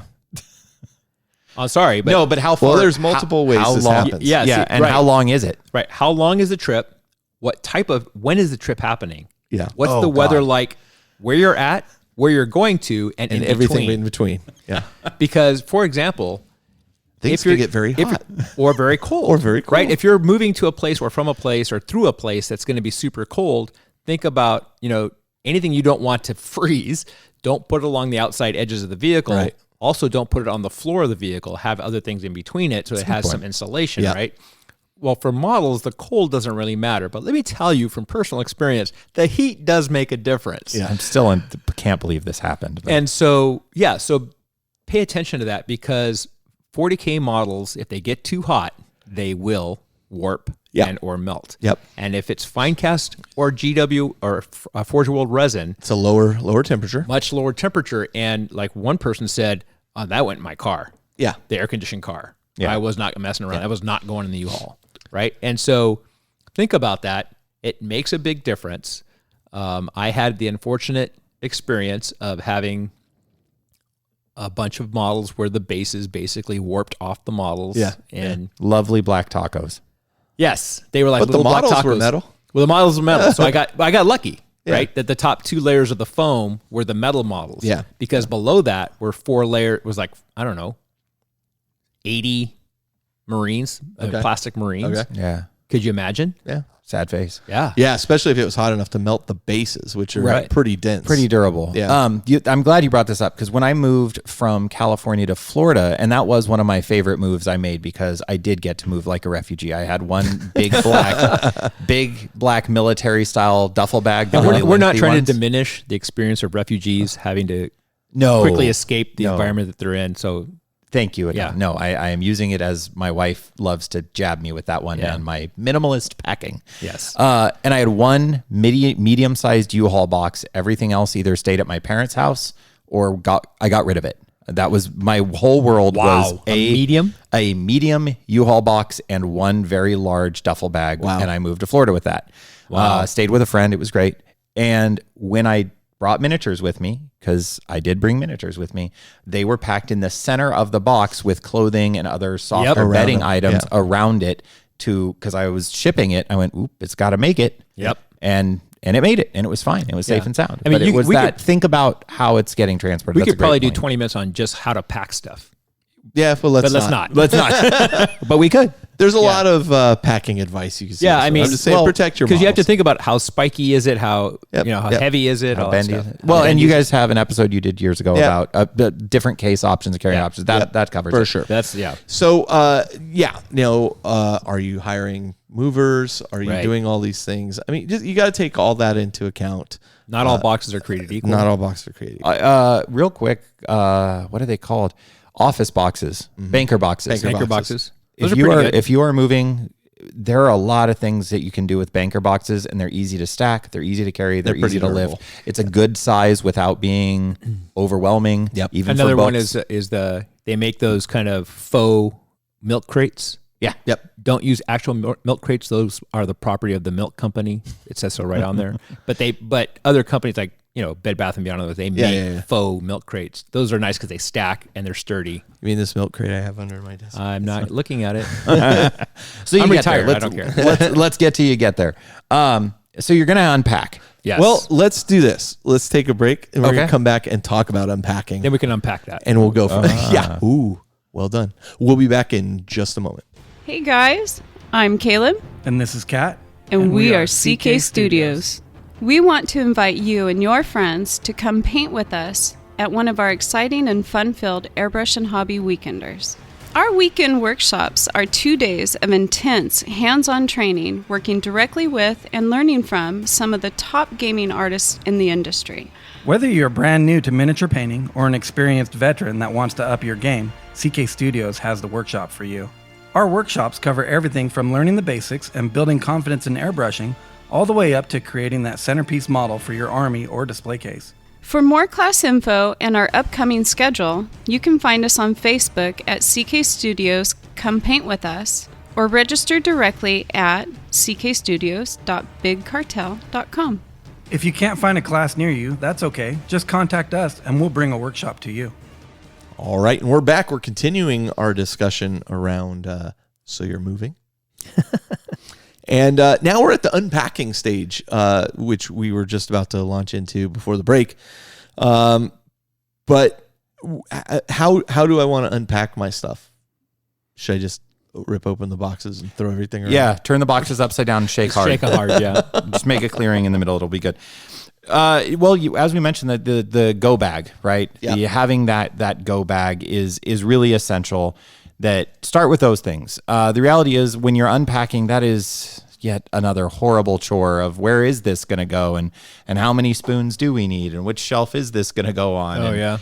Who gets this side of the closet? And all of those things are going to be happening, and your little toy soldiers need to kind of sit aside for a little bit. And as you said earlier, this is where you're going to discover how well you did in the first phase. Yes, indeed. Yeah. You truly are. And the other thing is that not all spaces are created equal. So you might say, Good point. Oh, I've got a room in the new place, and you had a room in the old place. Those rooms are not going to be the same kind of rooms necessarily. Right. Could be bigger. Could be could bigger, luck out. or it could be smaller. Yeah, you could especially if you're moving because you've had a kid and now you've got less space available for your hobby. Kids. The worst. I know, right? So you may have to completely rethink how you're going to unpack. Very your stuff. true. So this is where having that army that you have access to, and that one or two projects small projects that you can tuck into, are a great way that you know where you're going to start. Yeah. Right. Another great note Adon has here is maybe date your boxes. Throwing a date on your boxes when you label them. It isn't something I've ever done, but in hindsight, it's something I'd wish I'd done to all of my wife's stuff. Yeah, and you can date all your boxes if you're a polygamer. Yes. Really? Nice. All right. So really, it's a matter then of wow, that was a reach. So sorry. It took me a while to figure out what you were trying to say there. No, polygamer. But I think dating the boxes is putting a date on the boxes is really. I can't even say it now. Putting a date on the box, I think, is really important because at some point you look at that date and go, "Oh, that was 3 years ago. I haven't opened that box yet." Or 20 years ago. Yeah. Well, yeah, that was really funny. And so you kind of go, I don't really need that box probably. Yep. So once though you do start actually the process of unpacking your game space and figuring out this space you're going to be in, how much space do you really have? This is a clean slate opportunity. Yeah, that's what I was gonna say. This is a great opportunity to plan kind of how you're gonna store and display display. Right. But also where are you going to play typically and how can you take advantage of the new opportunity presented to you? And if you're a home or a garage gamer, then how you're going to play within your home space or whatever, is that still viable? I didn't think it would be viable at my new place because it's smaller. And then it turns out actually it's, I think, one of the better play spaces I've had. Yeah, it's pretty good. Because more efficient. It's tight, but the lighting's really good, and it's relatively easy to get a 4x6 board. I don't have a collapsible; I have a full board. Right. But it's relatively easy to get that thing kind of loop it around the house. And it's been surprising that it's been really pretty fun. It's a cozy space, but it's not cramped. Like you're able to do what you need to do, and it works well. And that this is where having those planned projects and that easy access bag really gives you some time. Your stuff is safely packed. Yeah. Don't be in a rush to unpack too quickly. Yeah. This is a luxury item. This is your relaxing hobby item. You don't need to be in a rush to get these things out. Well, the other thing is, it's as you noted, it's also a good chance to take yet another look at what you don't need. Yeah. Yep. This is actually your kind of last quote unquote chance to, hey, I'm about to set up a brand new, you have a blank canvas. Right. What colors do you really want to use on that canvas? Right. So the thing that you were like 50-50 on keeping, by the time you get to the new place, maybe you're only 30-70 on keeping it now, right? And so... And I think that segues really nice to our kind of next really big topic of, and maybe I think the main reason that I wanted to do this episode is, okay, so you've moved, now who are you gaming with? Because when you left, you didn't just leave a place, but you probably left a game group as a gamer. Right. And if you're moving far enough, you are setting up with a new gamer group. Mm-hmm. And that new established game group is going to determine what needs to get unpacked and when. Right. And as you go through that process, by taking your time to do your unpacking, by not being in such a rush to get everything out, you will find what things really do have value. And you may be surprised at the things that sit in a box for a lot longer than you would have expected. Mm-hmm. One of the sad side effects, even as my move was effectively an across-town move, I moved to the next very small town down from Santa Cruz. Right.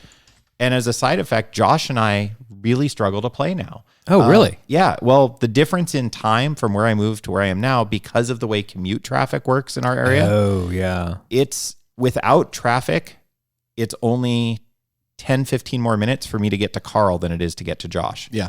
Really? Yeah. It's that big of a difference. It's shocking. Wow. Yeah, exactly. And that's what I did. And Josh and I have been really struggling to set up games where now basically I'm going, hey, if you're going to get off work early, let me know so I can leave my work and we'll meet somewhere in between to play. Yeah, I mean, just for context, you're not close to Carl. No, it's tonight it was an hour and a half to get here, which it isn't usually. That was unusual. Thank you, person driving 30 miles an hour over the mountain. Not using the turnoff when there were clearly 6 people behind you. Anyway, I have a traffic questions at dawn. 5 is the magic number. They're required to pull over at 5. No, there were 6 of us. God damn it. Anyway, but if there's 6, am I held accountable if I run that person off the road? Yes. No. And if I don't have my hand on the wheel, but I have 2 fingers pointed at them, anyway. There is no justice. So let's get into this topic, though, the big one, which is, so you've made it to this new area, and this is the real, to me, this is something that I feel like for my needs, I have dialed in of what works for me. Don, you are embracing this process of, so I've moved far enough that I'm moving to a new game group. I thought a lot about AJ, IPA, Austin. Yep. He got a softball layup. Yeah, he got a softball. Listen, so did Doug. And I don't mean to call you a softball there, Carl. A little soft around the edges.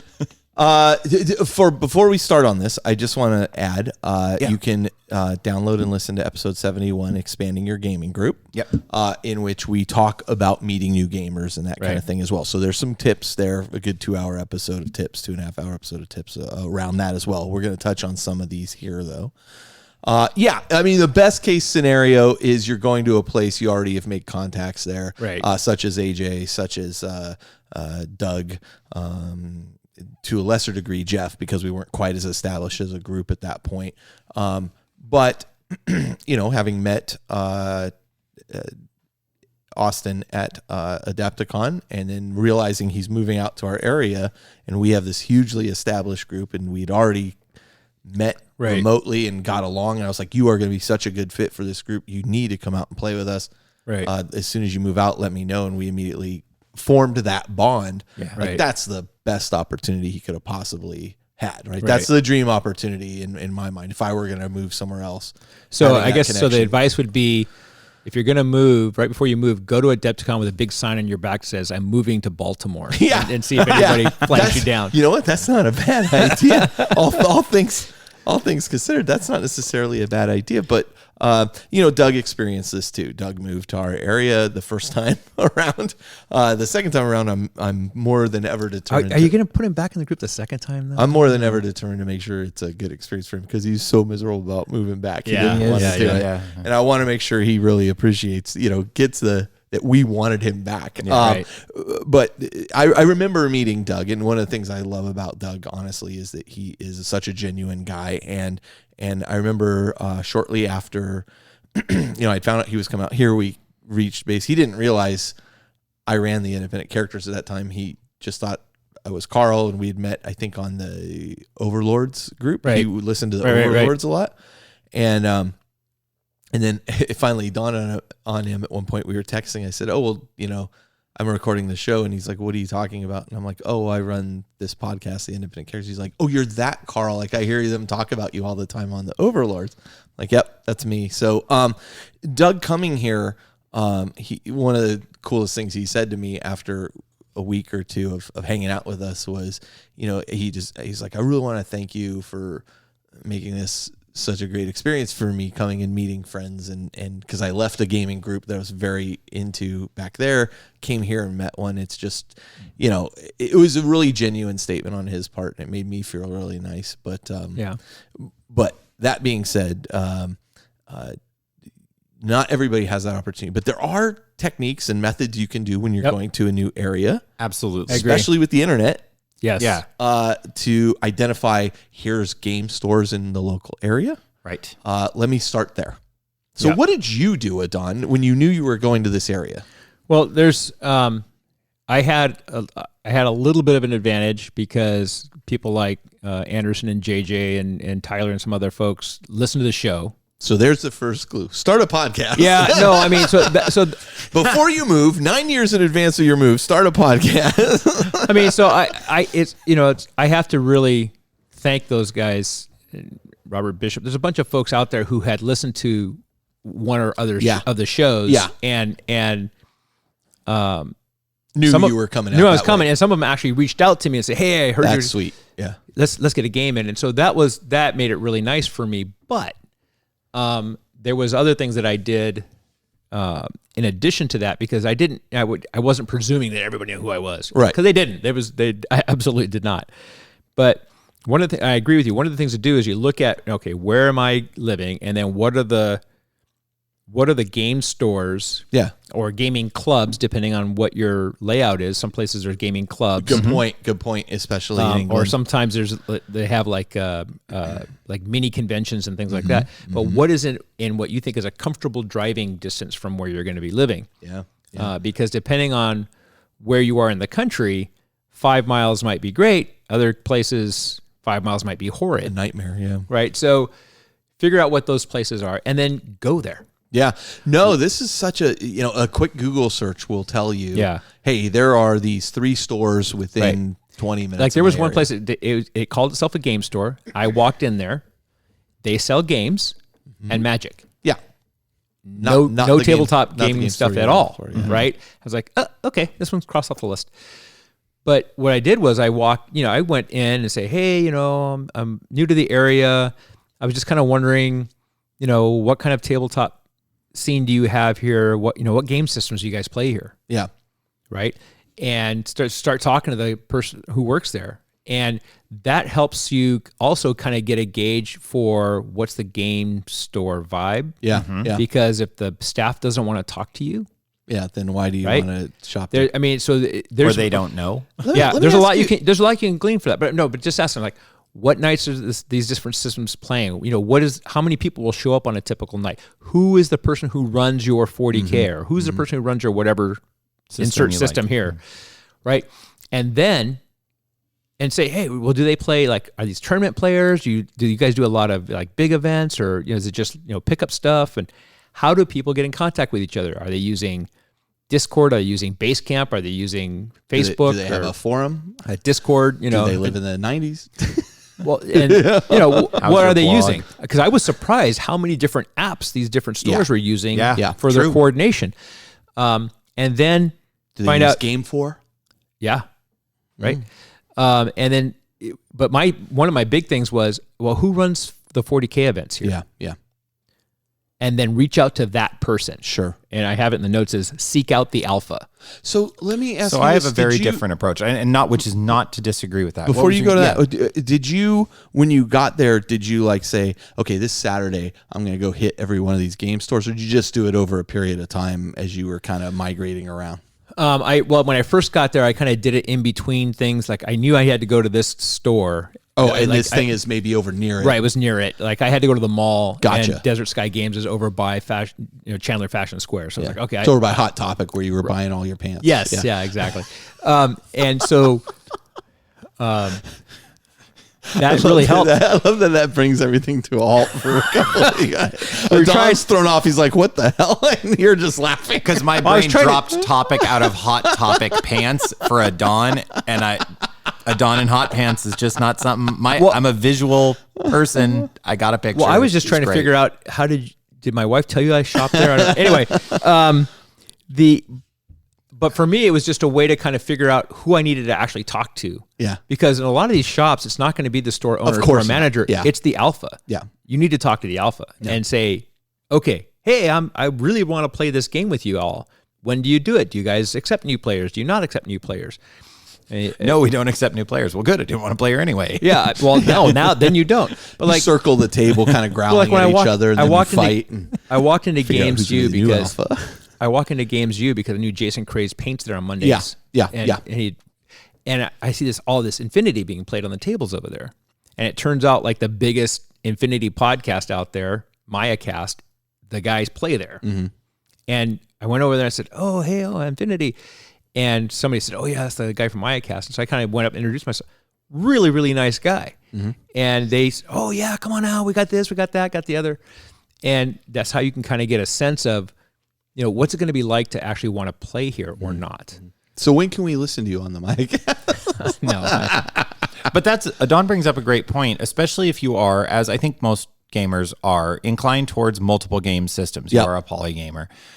Is that you may find that the store that you really enjoy the feeling of and that makes you feel welcome and you feel comfortable in, that might be the reason you didn't want to unpack right away. Is it may be that, you know what, I really like this store and these guys are playing Infinity. And then you're like, dang it, my Infinity stuff is all the way in the back on that label where I was dating those boxes. But you know where it is, and you can go get that. Absolutely. And that'll give you somewhere to play because you labeled it, right? And maybe you start there because this new meta, there's a part of this that you do have to be flexible. Yeah, a little bit, which isn't to say like if you just play 40K, good for you, but also there may be a few other games that you can start with there. Now, I take a slightly different approach. And again, I'm not saying in any way, like I agree with everything Don said. Those are all great tips. For me, what I would do is find out what night those things go on, find the store I feel comfortable with, that I go like, this seems cool. I like the people here. So I don't feel creeped out or whatever it may be. And unfortunately, there are far too many game stores that will give you that feeling, So find the one that makes you feel that you're comfortable in. You feel comfortable in. And then for me, what I would do is go, well, what night do you do that? And because, again, this is part of my very unique to Jody perspective, is because I love the hobby, I'll take my mobile hobby kit, that kit I packed up that has that small project. I sit there and paint and I'll sit down and start painting. Yeah. And I'll sit down and start hobbying or building or whatever it is I'm going to do. Yeah. And what I'm doing, honestly, is one, it lets people know that, hey, I'm interested in this hobby. When I moved to Sacramento, I did this with Great Escape Games at the time. Yeah. Oh, I like that store. Yeah. And at the time, I ended up sitting there for a while, and my very good friend still there actually ended up being a fantasy battle player, a guy named Daryl. He was a great guy. And Daryl and I hit it off, and then Mike came and sat down, and they were like, oh, are you painting? I was like, yeah, I'll be back here next week. And then we all sat and painted for a couple of weeks. And they were like, well, you a fantasy battle player? I was like, not really. I mean, I have. And we got to talking about it. And the next time I brought down some fantasy battle stuff, because that's what the people that I found a connection with, that I enjoyed their company, that's what they were playing. Yeah. It's a different way to seek out the connection. Yeah. Yeah. And for me, it was a matter of, and as a very narrative first gamer, which is funny because what ended up happening is as I played at Great Escape, because the vibe there was tournament competitive in 5th Ed, I ended up playing tournament. So I became a 40K tournament player there because during 5th Ed, I mean, they were regularly on a monthly basis having 100+ person tournaments. Yeah, I remember. And I was a regular part of that. It was a blast. It was a lot of fun. But I also had made connections with people who were like-minded, either be it Mike and Daryl, who really, really enjoyed just rolling the dice and having a laugh. Right. Or I knew that if I got involved with them, then started attending these tournaments, I met people that were really good players, and I'd say, hey, next weekend, can we play a game and give me some feedback afterwards? Starting to look for those players that share your mentality. And now for me, as the old, grognard that I am, stick in the mud, who just wants to play his narrative games and paint, have my painted toys. If I go to a local game store now, were I to move again to a whole new area, I would go in very much looking for the other garage gamers who maybe don't come in quite as often, looking for, well, if they have a painting contest, let me go ahead and enter that with no intention or desire to win. Right. Just to see who paints and go, do you play? Do you play? Oh, I play a lot. Cool. Well, where do you play? When do you play? Let's get a game. Like somebody that is hobby centric. So let me throw a couple things in here. Yeah. Because as we know, some people have difficulty socializing in this hobby. And that's okay. Like different people get different social anxiety, different levels of what they're comfortable with, etc. You're going to have to put yourself out there. I mean, the reality is you're in a new environment. You're going to have to meet new people. It's going to be hard. Like that's hard. That's hard to do. But you know, buck up, soldier, you know, and you can do this. So know that the one greatest advantage you have is that you have something in common immediately with all these people. Yes, you do. You are all gamers, and you are all, you know, whatever your flavor of game is, you will find somebody that is into your flavor of game and make that connection, right? Even I have plenty of friends that are tournament players, and I love chatting with them about 40K, and maybe we don't see eye to eye on how we play all the time, but, you know, we have that commonality that we can discuss. You know, I understand how the game works. They understand how the game works, et cetera, et cetera. Two, you were talking about, you know, going and introducing yourself, and maybe they're not in as often. A lot of game stores also have cork boards. Where you could put up a piece of paper or something that you've printed out that says, hey, you know, I'm new to the area. I am looking for players who like to play narrative 40K games. Here's some contact information you can reach me at. Or that's assuming they don't have a message board, Facebook group, etc. Yeah, and I think this is one area Facebook really does excel. Yep. Like it does this really well. Don? Yeah, one of the things I kind of left out as I was talking about going in and talking about what night do they play these things, because I was exactly the point you were talking about in terms of people's different levels of comfort in interacting and reach. I mean, I don't have a problem going, hey, what are you guys playing? Right? Don't you? No, I don't. This is true. You don't have a problem doing that. And Don did grab me from behind in a chokehold at a convention one time and scared the hell out of me. It was not a chokehold. I was not restricting your airflow. I was applying a pressure to be fair, also, arteries. I mean, and I don't mean to jump in there, but the two of you are. It was assault to Don. Is the two of you are much more comfortable, I would say, than I am just in social, like in wide open social settings. I fake it real well. Okay, well, you do it way better than I do. Yeah. Right. And Adon, you do it as well. You're public speaking, cold speaking, if you will. Your job required you to do this. So you guys do have that, but I think that's no less valid of a point. Yeah. And that's kind of the paint thing that I was doing is like I don't have to put myself out as much. But yeah, this nightly thing is key. So this is what I was going to say. So one of the reasons you go and say, hey, what night do they play 40K? Oh, they play on Tuesday nights, and there are always people here on Saturday. Mm-hmm. So go on Tuesday night and just watch. Yeah. Walk up to the table, say, you don't have to say anything. You just kind of stand there with your hands behind your back and watch. Somebody will say something. And somebody will say something to you. Actually, and that's the person you're going to want to talk with, because that person's outgoing and welcoming. Right. Because I'll tell you what, I'm the guy that if I'm playing at a table like that and somebody comes up and watches, I'm like, hey, how's it going? Yep. And, do you play? That's exact. I'm the same way. Yeah. And even I, who am a little more so than a wallflower, I will do that. Yeah. Yeah. And so that is it. If you are not an outgoing person, just show up on the day that they tell you they play. The outgoing people will find you. And that's the other reason why I ask. It's a great point. It's another reason why I say find out who the alpha is. And when you go on that Tuesday or that Saturday, say, hey, I heard that Tyler kind of runs the events. Is he here? He's over there. Don't introduce yourself. Just go watch the game that he's at, because he will reach out to you. Yeah. Right? Those are the guys that, like the Tyler, Robert Andersons, the guys who are going to run the stuff. They want more people. They're going to have that kind of outgoing nature. And if he goes up and starts sniffing your butt, he's the wrong kind of alpha. Yes, that's a whole different thing. Just saying, you're in the wrong store. You're probably over at the SPCA across the street. Also friendly, hopefully. Yes. Oh, yeah, be very friendly. No, that's it. But it is, I think, a really important point. Completely agree. I completely agree. That is a fantastic piece of advice. Okay.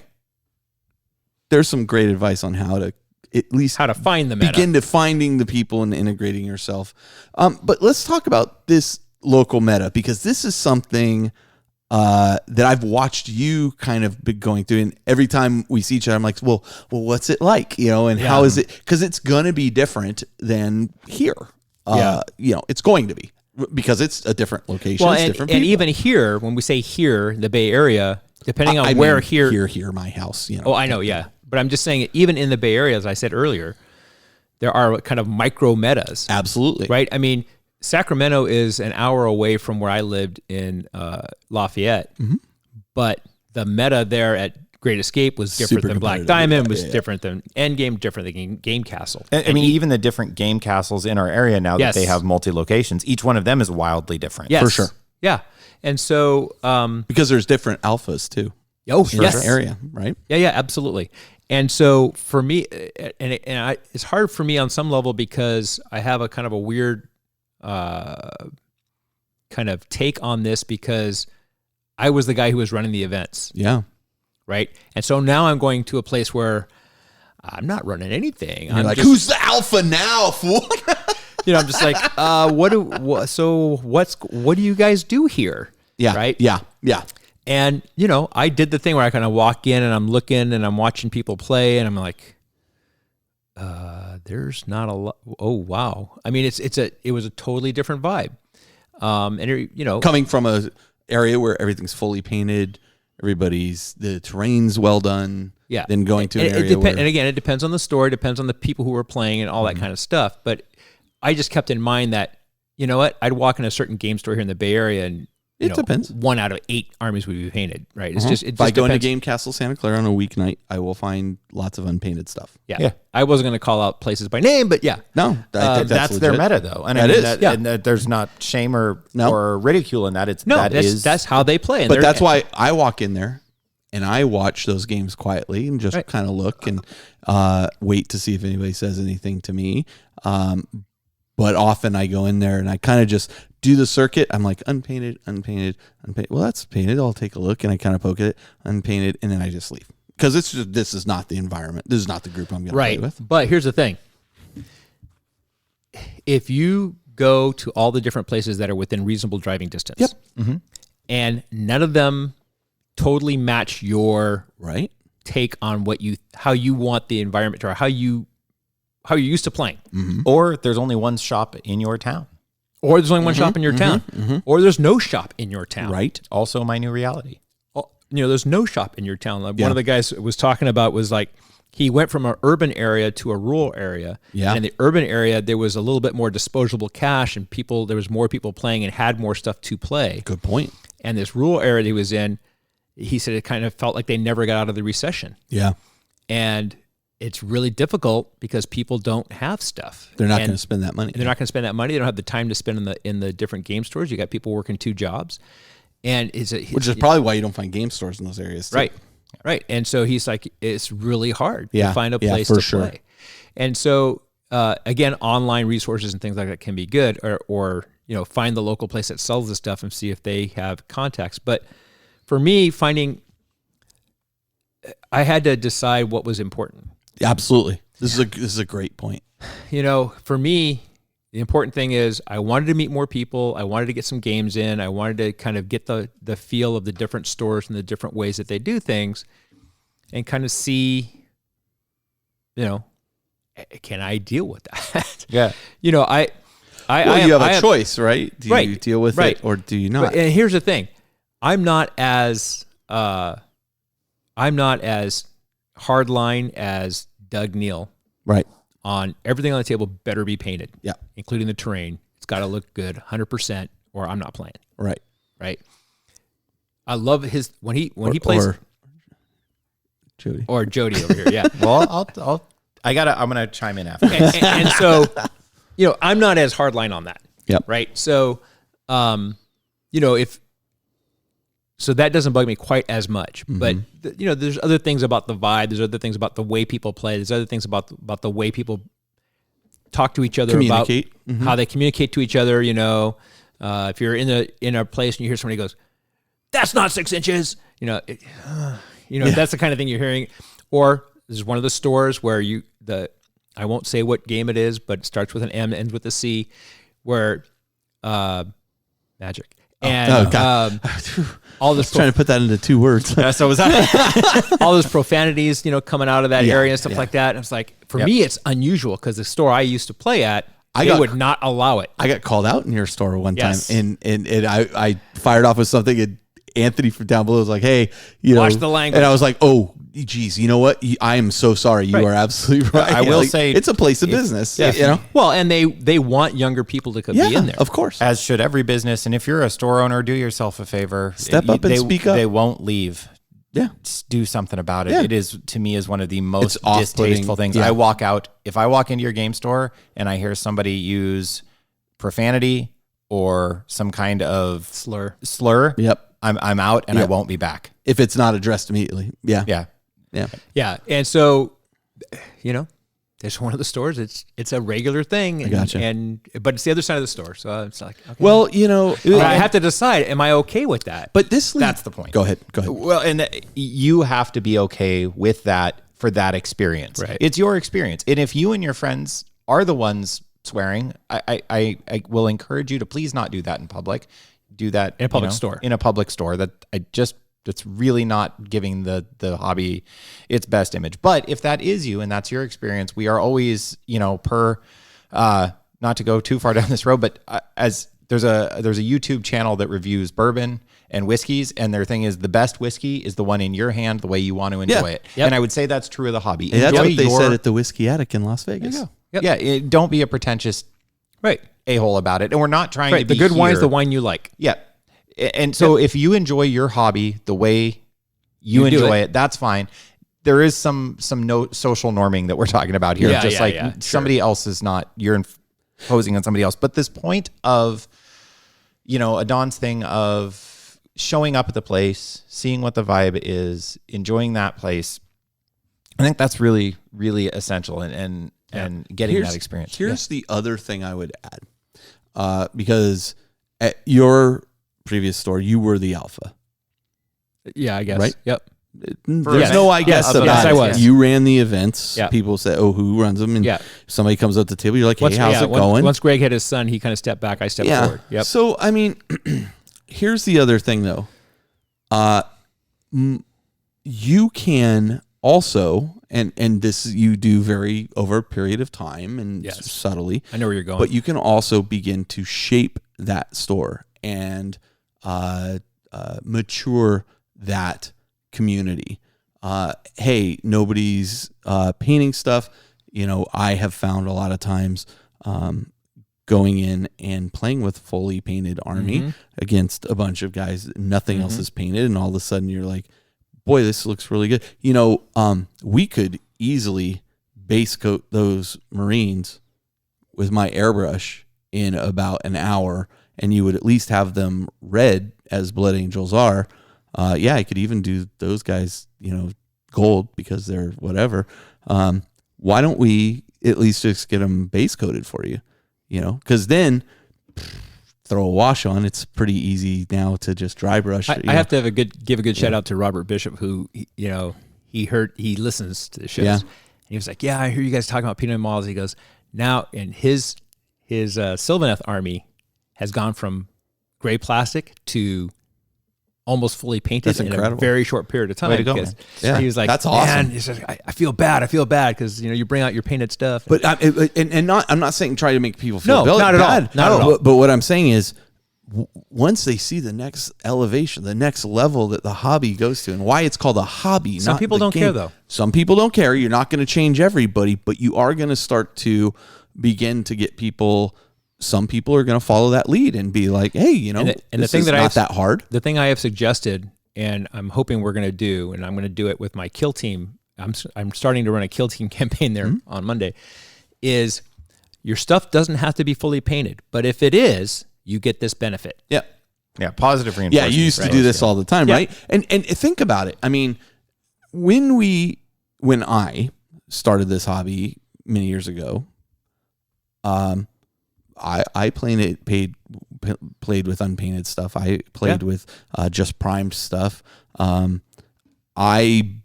Once I discovered airbrush, I was like, oh, I can base coat everything the color I want. And I spent a lot of time borrowing Jason's airbrush to because I had a quartered panel Space Marine army. I taped off a bunch, sprayed them. I was it was the early stages of painting for me. I never quite finished that army, but the next army I did completely paint. And then the army after that, I completely painted. And the one after that, I completely kind of snowballs, painted. And just like anybody getting into the hobby, I always, when I see the gray plastic armies for the most part, I always associate that with kind of fairly early players to the game. I tend to think those players have not played for many, many years. I'm not saying they're necessarily younger or older players, but I tend to think they haven't played for many, many years. Yeah, they're new in their hobby experience. Yeah, because it is a hobby, not just a game. Right. Now, some people only latch onto that game part. Yep. I get that. Yep. I get that. But I think you can also change hearts and minds through example and a little bit of peer pressure. And I would say this is, if you're passionate about this game, enough so that you listen to 3-hour-long yammerings from two knuckleheads and a guy who's kind enough to listen, have we're in his not house. about just playing the game. So No. We've made that really clear. That you're also, if you've been at it long enough and you're passionate enough about this, there is an element of you can do a lot of good for the hobby by having a painted army, because it promotes the game in a very positive light. Yep. You are giving back to this thing that has given you joy and giving it to, hopefully, to somebody else.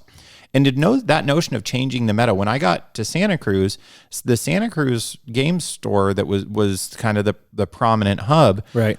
Mythic there was a Warhammer fantasy battle store, and for a long time had been a very competitive fantasy battle store. Luckily, that was a system I played, and I never really crossed over to playing 40K at that store because the way 40K was being played, it wasn't a style I wanted to play. Right. It was a lot of unpainted. It was a lot of proxy net listing, which is, as we talked about earlier, is a special kind of proxying where like I'm proxying everything, and that kind of less the version we didn't care for as much, but doing it specifically to create a list that the internet says will grind you. Yeah. Right. The chasing the dragon list. Yeah, that is not a style of, I don't want to play against your glass beads. Thank you. Yeah. But the fantasy army was very competitive, but not everybody was hobbying. Yeah. So I was happy to play with them, even with their unpainted things. So I won't, when I was new at the store, there was a certain amount of, I had to adapt to what was going on and being willing to play within there. Sure. But I could also be, in a positive way, very vocal about, this is what I'm doing. So here's what I do. Yeah. Here's how I like to play. And if there's somebody else that's playing across me who has a painted army, I can be very complimentary without being fake. But be very complimentary to, there was a guy named Daniel there that had a beautiful army. He wasn't as skilled as some of the rest of us painting wise, but his stuff looked awesome and he had cool conversions. There's a guy who played Empire named Sebastian. You're going to attract what you put out. Yes. Well, it's interesting because they have had events where there's been a painting requirement. People won't show up. And so they're not ready for that yet. Well, but I mean, there's been gaming in that area for a long time. I understand. But that's why I'm going the route of, it's not required, but you get a benefit if you do it. Yeah. To try and kind of bring it along. And I will never say to somebody, "Oh, you got to paint that stuff." But when somebody comes up to the table and says, "By God, you better drill those barrels." When people come to the table, a lot of times I've had the experience. People go, "Oh man, your army looks great." Right. It's like, "Oh yeah, thanks a lot." And I really, I like having it like that. That's what I'm talking about. And I won't necessarily say, "Oh, you could do this" or "You should do that." I just try, as you were saying, just trying to positively reinforce what I see. But I think you can reach out there eventually and go, you know what? I mean, this. Thanks. I appreciate that. This looks good. You know what? We could easily get a base coat on that army and get you going. It's not that hard. And one of the handful of guys. Let me know if you need some help with that. One of the handful of guys I would play with fantasy battle in Santa Cruz was a relatively new gamer. Yeah. And he did have a 40K army. And one day I was like, hey, next Saturday, instead of doing this, or next Thursday or whatever, Wednesday Warhammer, whatever it was, I was like, why don't you bring those Imperial Guard tanks you're talking about? I've got a couple rattle cans and I'll show you how we can mask them, camo them, and rattle can them in an evening. Yeah. And he was blown away. And then the next time I came back, guess what? All the tank treads were done. Yeah. And the next time I came back, we did a wash. We sat down and did a wash on it together. And this goes for style of play too. Yeah. I mean, it really does. We've played this. I'll tell you what. I'll play you in this tournament style ITC mission. Next time, let me show you what a narrative mission looks like. Or let's play Highlander next time or something like that. Yeah. There's these two guys that they have a deal. One of them will build the models if the other one will paint them. Great. So they switch off, Right, I'll build your models for you if you paint mine for me. Yeah, as long as it's happening. Whatever's working for you. So that's what I had with Anthony. I'll buy your Underworld stuff if you paint my warbands. And I think that in a long term, exactly as you said, Carl, here, that in a long term you can start shifting. Two things will happen. One, you'll start finding the other gamers in the area that maybe aren't coming into the shop because they don't prefer that style of gaming, and they're out there, and you will find them and patch in with them. And that's I genuinely feel that's how I ended up here hanging out with you guys. Is there's a style of gaming that was similar, and so it clicked, and we ended up hanging out a lot more. And now this is my 40K experience. Don, your last note here under this, I think, is really a great way to sum it up, though. Oh, my 3 A's? Yeah. Accessibility, attitude, and aptitude. Yeah. Yeah. I mean, I think that the accessibility to the store, the meta that you have, or the garage gamers, what is your accessibility to them? Is it something that you do have accessible? How do you create that accessibility? The attitude of the players in those areas, is that something you can deal with or you can adapt to or change? And then aptitude, your ability to play or paint and their ability to play or paint or hobby, and to learn and to adjust. And I like alliteration and little mnemonics like that. And worst comes worse, if you guys out near where Adon is, if you're having a hard time getting your stuff painted, Adon's got 50% off rattle cans from Games Workshop. You can get a base coat on this, no problem. I think Desert Sky's sold out. But that, Don, no, they go to you. Oh, yeah. Well, hey, I've still got a huge box full of Osh primer. Good call. Within those three, the accessibility, attitude, and aptitude. The other one is, being adaptable. Adaptability. Yep. Yeah, adapt. I like it. That you're adaptable in your accessibility. Are you accessible and are they accessible? Yep. Are you adaptable in your attitude? Yep. Can you adjust it? For me, the longer time goes on, the less I am. I am becoming less adaptable you are. Yeah. And I mean, frankly, it's because I'm becoming much more selfish about my experience and your time and my time. Yeah. And I'm lucky enough, as long as I stick around this region, I'm lucky enough to have a lot of people that I share that with. And I'm very fortunate in that way. But again, Matt's a brand new gamer. Yeah. He's on board. Cliff's a new gamer. Freaking fully painted, beautiful. Yeah, that guy. And creating in his own freaking game club. I know. And I mean, you created a monster. He's a beautiful monster. Yep. Tell his wife so. That poor joke. And that poor lady. Grind that joke into the ground. And then, that same deal. And then what aptitude do you have? How can you adapt your skills that you have to your environment? Or help them adapt theirs. Yeah, both. Because how much of the lack of hobby that you see is due to their desire, their fear, or their inability to do it. Yeah. It's not that hard. The system works great. Now there's even easier systems out there. So, man, I'll tell you that Citadel app. We touched briefly on this too, but the other point one of you brought up was what conventions are in this area. Yeah. There may be gaming conventions in that area where that is another excellent place to potentially meet gamers in your area. You jokingly talked about walking around Adepticon without moving to Baltimore or whatever, sign around you. But, I met Ian and Austin. Yeah, but they knew who you were. It's a little bit of a unique situation. But here, and this is why I say so strongly, you can change the environment. Like you can lead by example. You can you can help develop the environment around you. And I'm not saying you're going to change the entire scene there. No. What I'm saying is you're going to find those individuals who want to follow what they want to buy what you're selling. Right. And the reason I feel so strongly about that is because I feel that this show, and I'm patting myself on the back, but I feel that this show over the years has changed for the better the hobby and the hobby community at large. Has it changed the entire community? No. Heck no. But it's certainly changed or given people something to rally around, in the 15 to 20,000, listener range.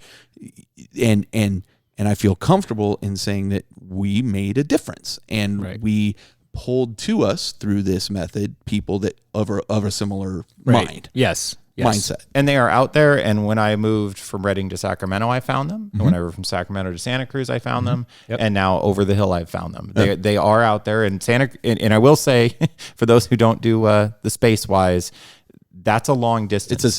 California is a long state. We're a big state. That is a lengthy move. And when I was in Florida, I was starting to meet them. Now, I will say, when you first go in, I agree with everything Carl said. First go in listening. Yep, absolutely. First listen, and then see what people are receptive to. And Don brought this up in one of the forum conversations recently. I apologize, poster or community member that I don't remember who asked about building the community in their area. Right, yeah. And Don brought up a great point about being receptive first. Yep. That what are people wanting to do? And I think you tagged me and said, like, I know that Jody typically is more, if you build it, they will come. And I am. Like, you weren't, right. I agree. There's multiple approaches to this. But I think it's a little bit of both. And I think there's a happy medium of what do people want? What do you want? Now build something that answers that. Seek first to understand and then be understood. It is. You are absolutely correct. And honestly, as a leader at my company, when I hire other leaders to work for me, the expectation is you come into the role and you don't change anything. You just watch, observe, listen, come up with a plan, and then at the right time you begin to execute on your plan piece by piece. It's the exact same thing here. So. Well, and here's the other thing. Maybe you're the kind of person who likes to play with, you're just focused on the game. Yeah. You don't care that the models are gray plastic and you just want to play the game. And you go into a place and every freaking person's got a painted army and they don't want to play with you. Ooh, right? Boy. This is a good point. No, but I mean, flip it on its side. So you can do it the other way as well. It's like you walk around, you find somebody else who looks like they have unpainted stuff. Hey, you want to get a game in? I mean, you can seek out the people who play the way you play. Absolutely. Yeah. Absolutely. And I will say, and that's perfectly okay. None of those ways of playing is wrong. Right. None, as snooty as we sound about the painting thing, it's just because this is the environment we're in. None of those ways is playing. Unless you're using glass beads as Marines. Yeah, get your models. They better be at least the right color glass beads. That's right. No blue glass bead as paint your glass beads. The Santa Cruz guys actually did that because as not being a fantasy battle player, they put their beatings on me, but lovingly. Like, I came in and I was like the hobby guy, and they're like, well, we got to up your game. And then when I went to that last, what was the San Francisco tournament? To a point, yeah. What was that last San Francisco tournament, the big fantasy tournament? Quake City Rumble. It was a blast. And that was part of it. It was like, we have to bring you to this event. And you're gonna be one of the Santa Cruz guys, so you gotta get. You better have your stuff painted. It wasn't. You better have it painted. You better be able to make a showing on the tabletop. That's true. You can't get rolled. And so I took a number of beatings, but it was because this is how we play, and I had to be adaptable and accessible. Yeah, they were in the Leadership 2. That's right. Area. So. Leadership 2 was a competitive. Yes. They were the best. They were the best group in the country. Yeah. For a while. All right. So I think we've touched on a whole. This is a great discussion. Great idea for a topic, Jody. Let's do this. We're gonna take a break. Move on. We're gonna take a break. Oh, that was well played. Should save that. We're gonna take a break first, though, and then I speak with Todd from Tablewar about a new charity that he is starting, a new charitable foundation that he is starting. So there's about a 20-minute interview with Todd here that I think you'll really, really enjoy.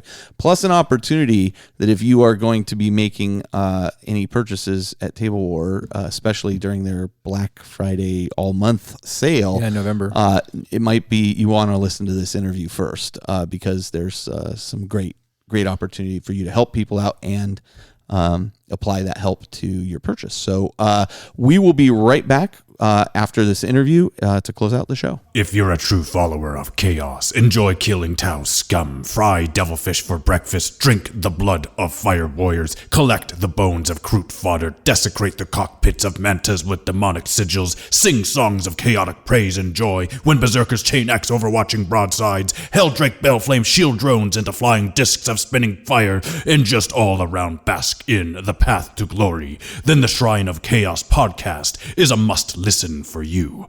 I'm Mini Wargamer Dave from MiniWargaming.com, and I invite you to be a champion of chaos. Listen to the Shrine of Chaos podcast wherever podcasts are downloadable. Thank you, independent characters, for allowing this message from the Eye of Terror. All right, so I'm here with Todd from Tablewar, and many people have heard him on the show before. Thank you for joining, Todd. Hey, thanks for having me, Carl. Yeah, so, gosh, I guess it was a couple years ago now that my wife and I came out to where you live, Hawaii. We had met many times before this, but this was the first time you kind of brought the two of us into your family, and I got to meet your wife, Vivian, and your children. And it became really apparent to me very quickly that your son, Tyler, struggled a little bit with autism. And I wonder if you could share kind of a little bit about your story about some of the difficulties you had raising a child who is autistic. Yeah. Well, I'll tell you, we noticed very early on that Tyler was definitely doing things a little bit differently than we'd seen with his older sister, Madeline. Mm-hmm. It was, his approach to the day, his learning of, just speech and walking and all this stuff was just a little bit different. In fact, he didn't start speaking until he was almost 6. Wow. But we had identified that there was something going on. When he was 2, we'd put him into preschool. And as he developed to a 3-year-old, we went and saw a physician, and he was diagnosed with autism. Mm-hmm. So that's a huge thing to hit a parent with. You first of all, you've heard about autism, but you really didn't know what autism was. The one thing that I'd heard was, if you know one person with autism, you know one person with autism. What do you mean by that? Well, the meaning of that is that each person with autism exhibits the autism a little bit differently. Okay. Right? And maybe that's an oversimplification, but in our case, it meant Tyler really was learning in a much different way than we'd been accustomed with his sister. Okay. I think back to when my daughter was 3 years old, or just before she was 3 years old, we decided we were going to go on vacation to see the grandparents. And so it was important that my daughter learn to swim. And so I took her every day to the pool. Mm-hmm. And the first day I got there, I said, okay, we're going to learn how to swim. This is probably going to be a little bit scary, but Daddy's here. I'm going to stand right here and I'm going to walk you through it. I got a smile and I'm a little scared, Daddy, but basically head nods and that communication back and forth. And so we started with putting our heads under the water and blowing bubbles. And then I put my hands under her tummy as I had her kind of skim across the water, and I'd have her put her head down and kick. Anyway, this was instruction. This was an instruction that I knew how to do, and she was receptive and she learned. And at the end of the month, she was swimming. Right. For my son, it was a little bit different. We also started with him about the same age, about 3. And at this point, when he turned 3, we were living in Hawaii, and we'd go to the pool every day. Mm-hmm. And he would get in the pool, and there wasn't me. I had no ability to really teach him. There wasn't this back and forth. In fact, I couldn't even really get his attention to give him a lesson per se. Right. And so he would come to the pool with us, and he would wade into the water, and he slowly wade deeper and deeper until he was about neck deep over a couple of weeks. We got this neck deep period, and my daughter and I would be swimming in the deep end and playing games and swimming under the water, and we did this every day. And a couple months into this routine, and I looked over, and all of a sudden I saw Tyler put his head under the water, and he started swimming towards us. Wow. I hadn't taught him. Wow. He had just sat there and observed and learned. Within a week, he was touching the bottom of the deep end, right? Yeah. Swimming like a fish. Wow. Jumping in, laughing, playing with his sister and I, throughout. So it was just, I sat back, and the reason I tell the story is, wow, he learned how to swim in a completely different way than my daughter did. Right. Well, fast forward to going to school, and we started an early school intervention with my son at the public school at 4 years old. And you go into these things called individual education planning meetings, where it's 1 or 2 parents with what they call a team, but it feels like a board of basically teachers, special education teachers. What they have, speech therapists, they have occupational therapists who are working on motor skills, fine motor skills. Probably administrators there as well. At least one administrator, sometimes 2. Yeah. And so it would normally feel like you were like 1 on 6 or 2 on 6. Yeah. It felt like a gang up when you go into these, and you can imagine, a parent going into these meetings where they're already so confused and not knowing what's going on with how to educate their children or how to help their children, and they're going to defer a lot to what the sure right now. Sure, I'm an ex-tech industry executive, right? Read type A personality with an exclamation mark at the end, and I walked into these meetings, and like I just start going, okay, here's why I think we're here. This is what I want to accomplish. How are we going to help my son? These are the things I've noticed. I've got all these notes. I take over the meeting, and they slow me down. They say, "Oh, we got to back up. We got to tell you about your rights."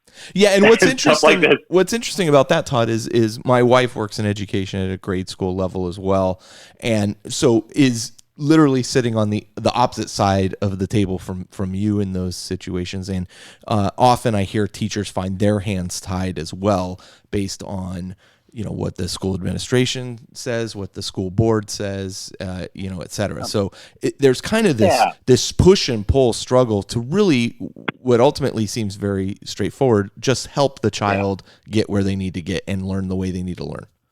Yeah. Well, and don't get me wrong. These people, 90% of the people in these meetings, they're there. They want to help the kids. They want to get what they can for these kids. Sure. However, as you said, their hands are sometimes tied. Yeah. Most often their hands are tied by what they believe is available or funded. Right. So if you came in there and said, this is what's best for my child, and you ask for it very specifically, they have a hard time saying no. In fact, there's many things they're not allowed to say no to. Okay. But they can't just offer something up. Right. So having gone through that and been in that position, and fortunately, as you said, you're a type A personality in that position, you learned a number of things from that. And ultimately, you decided, well, I want to be able to help other parents in this situation. And so now this speaks to the charity that you've launched. And tell us a little bit about that. Okay. So the Tablewar Advocacy for Autism is the name of the charity. Okay. Our goal isn't to cure any, right? Our goal is to help parents and ultimately the students of autism to get the most out of their education in the public schools or private schools for that matter. But our focus is on the public schools. I'm not even sure. I'm not even sure a cure for autism is needed, right? Like this is right.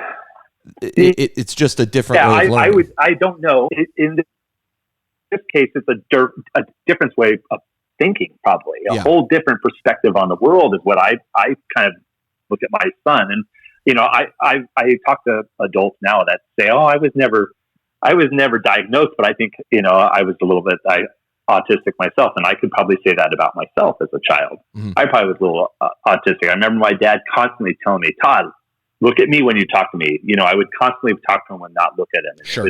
It was like this battle with my dad for 20 years, sure. of him getting me to look at him. And I feel like, probably there's something there. Mm-hmm. But anyway, the point here is that I don't think it's something that needs a cure. I don't think that I care about what causes it in my situation. Mm-hmm. What I care about is how do I give the best opportunity to my child for a normal life. And I look at some of the solutions I've seen from other parents that take a child who obviously needs a different learning method and they put them into a self-contained classroom, which means they're separated from the rest of the population of kids. Right. And they learn repetitively something in a weird way. Weird for them, I should say, but the teachers are just trying to teach and just pound something into their head. Right. But I look at these kids 4 or 5 years later and they haven't learned anything. They haven't even learned that lesson that they're taught every day, which is the same repetitive lesson. Because that's instead not we need to find a way to get. Yeah, because that's not how they learn. Right. It's not how they learn. We need to find a way to help them blossom. Because if we help them now when they're 5, 6, 7, 8, all the way till they're 18, when they become adults, they're going to be a totally different person than if we put them in that room, self-contained room where they're not learning at all for 15 years, and then all of a sudden they're adults and they're dependent on the system. They can't take care of themselves in any way. And don't get me wrong, there's going to be kids that whatever we do, they could still need help for the rest of their lives. Of course. My son might be a person that needs help for the rest of his life. I don't know. He's made leaps and bounds, and I can't say that my wife has I have gotten him every resources that we've needed. I can't say we've known every resource that we've needed to get him, but we've got him a lot and we've helped him a lot. One of the things that I've done a lot of research on is there is this thing called advocacy, where it's almost someone pleading for, looking out for, trying to get the best thing for someone. So they're championing for you, right? They're a champion, right? They're a champion. And if you have the right person do this, the person with the right knowledge of how the system works, what are the tools, what are the possibilities, you might be able to get the right structure that meets your child's need or your student's need. So what I want to do with my charity is I want to fund that type of professional position. Okay. Whether it's finding organizations around the country that already do this and helping fund that, whether it's using professionals that are in a related field but are qualified and paying them to go in and do this, or whether it's training and bringing on dedicated people to do this. I want to do that. I want to fund it. Gotcha. So rather than boiling the ocean, you're focusing on this one aspect of getting the assistance that the child and the parents need to focus the child in learning in the way that's right for them. Right. And have a parent walk out of one of these meetings feel like they were supported. Wow, we made a difference. Yeah. This is going to be, we're doing something for my child that's going to help them. And I'm confident about that. Rather than going, I guess what the school was saying sounded pretty good. I just nodded my head. I went along with it. I don't feel 100% good about it, but I'm just going to trust that they know what they're doing. They must know what they're doing, right? So, so the charity can be found under tablewarcharities.org. Correct. And you're approaching this in an interesting way. You're leveraging the reach that you've developed over the years running Table War. Let's talk a little bit about how this is going to intersect with the wargaming community. Because you have some interesting ideas on fundraising and deals that people can get through Tablewar Charities. Yeah. So let me step back one half step and say, Doug and I, we own Tablewar, and a big part of our DNA, and we saw it from our parents, is about giving to the community. We've given a lot over and over again to different organizations. I do remember young people in them, those future gamers. I do remember when we dealt with the fires in Paradise, and Table War donated, was incredibly generous, and it always strikes me because while we got a lot of support from the community, people sending in models and that kind of thing, and we got support from Games Workshop themselves in that case, Table War is a small company, and the amount that you guys donated for a small company is not an insignificant amount. So you guys have been incredibly generous throughout the time that I've known you and Doug. Yeah, and that's part of who we are and what we want to do. Right.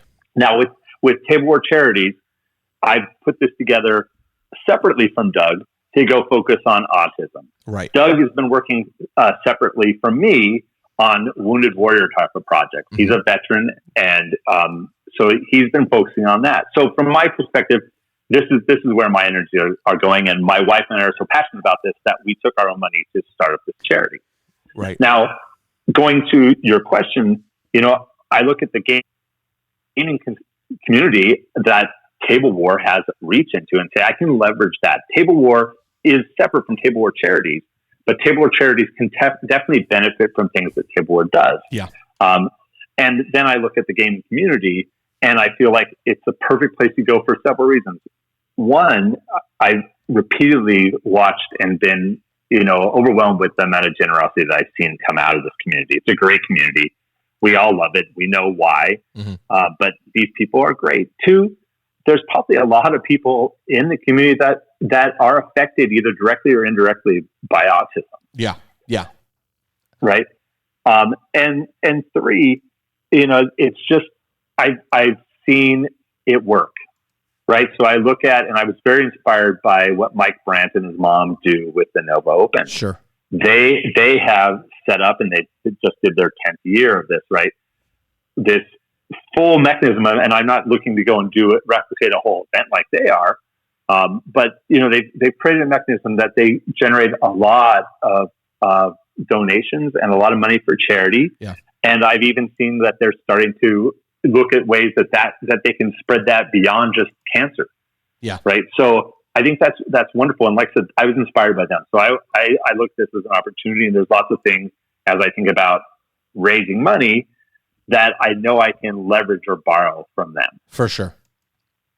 For the short term, though, I want to get going. I want to create something that starts generating cash flow and starts funding advocacy. And the big ways I think I'm going to do that is going to some of these big events, whether it's Adepticon, the Bowls Open, Nova Open, bringing my message there, educating and fundraising at these events. Mm-hmm. In the short term, though, I need to get started. And so I'm asking the community for small personal donations. I'm looking for $5, $10, $20 donations from the community. Right. I want people to go out to tablewarcharities.org and click on a button and say donate, and donate what they feel comfortable with. And I want to make things come. It's going to be exciting. I'm going to dream more and more. But in the first batch here to get started, we need to start somewhere. I just need these small donations. So those Tablewar Charities. Yeah. I was going to say those small donations, you're while people are going to get, a good feeling from donating towards this, you're also providing some incentive for that. What is that? That's right. Right. So Tablewar is going to help, rather than just writing a check from Tablewar Tom to get this going. Tablewar is going to help in kind. And what I mean by that is, for everybody that gives a $10 or more donation to Tablewar Charities, I'm going to send them a $10 gift certificate for Tablewar. That means it's not a coupon code. It's a gift certificate. So you can go in on our site anytime in the next 3 years, load up your cart, buy whatever you want, discounted or not, right, and then put in this gift certificate to take $10 off it. Which is fantastic, right? Because if I'm looking at buying a fat mat or a tableware case or anything at this point, I may as well go to Tablewar Charities, donate $10, get my $10 gift certificate, and then use that. Can I use that during like a sale or something? Absolutely. Absolutely. So wink, wink, Tableware always has a sale for Black Friday. Right. Right. Sometimes that becomes a little bit Black November type thing. So if you go today to tablewarcharities.org and go make a donation, yeah, I'll get you a gift certificate within 24 hours. You can then go on and enjoy any of the discounts that we have as we go through this upcoming discount season.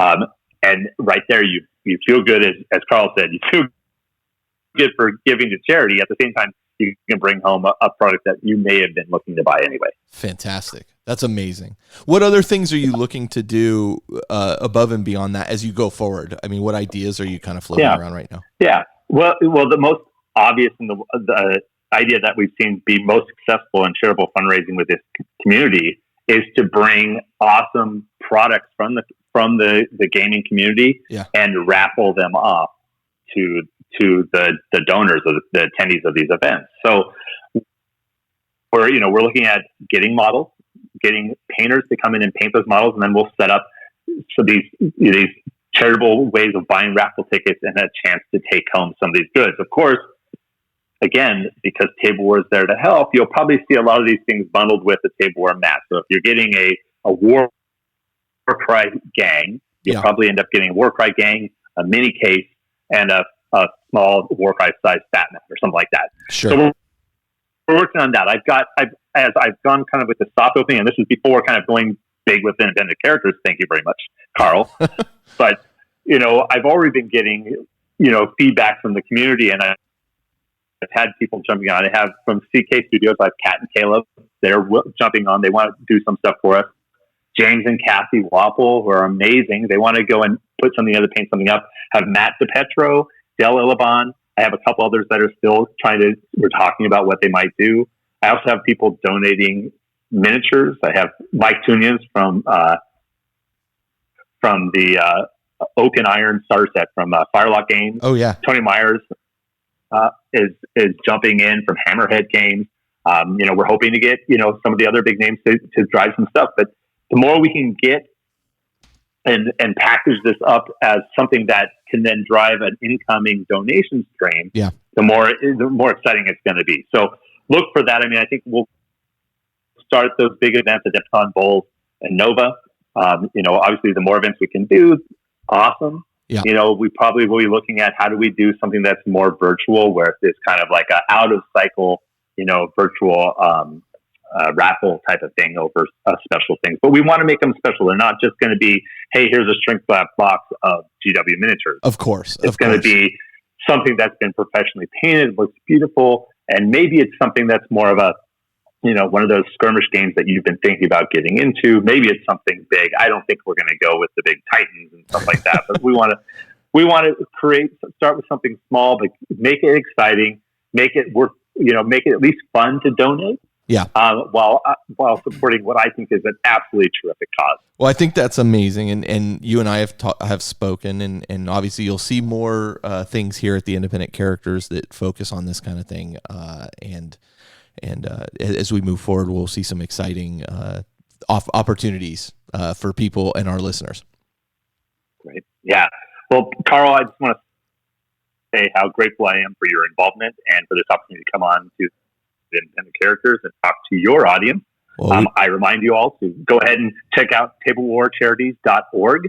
Yep. You can find a lot more information about what we want to do, as well as find that donate button. And please give $5, $10, $20. But if you do give $10 or more, I'm going to send you a gift certificate to Tablewar. Well, that's fantastic. And the link to that will always be in our show notes, and we'll be putting something up on the webpage for that as well. So, Todd, thank you so much for your time. We really appreciate it.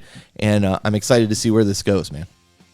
I'm super excited. I thank you, and I thank you all in advance for your donation. All right.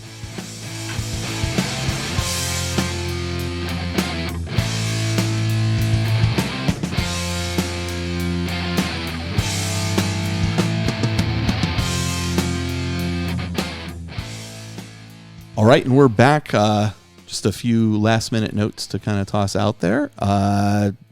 Anybody have anything they want to add about everything we discussed this episode? It was a great discussion. Hey, well, we have a community page, and by all means, chime in. Please let us know. I mean, this is a deep and varied topic, so if there's something we didn't talk about, Doug will be on the forums. Adon is always there. Thank you for moderating.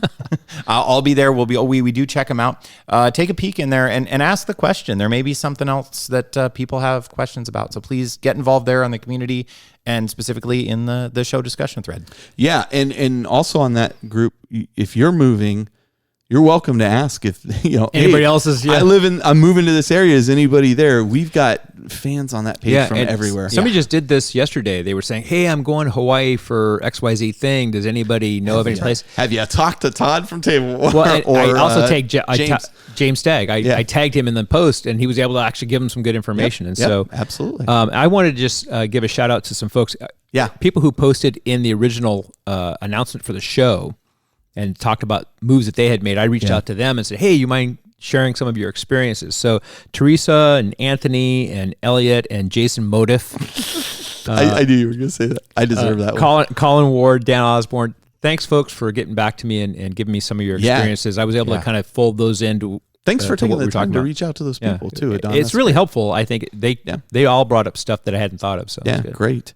As usual, we love reviews on iTunes. Please feel free to leave us a review there. You can give us whatever star rating you want, but hopefully we've deserved a high one.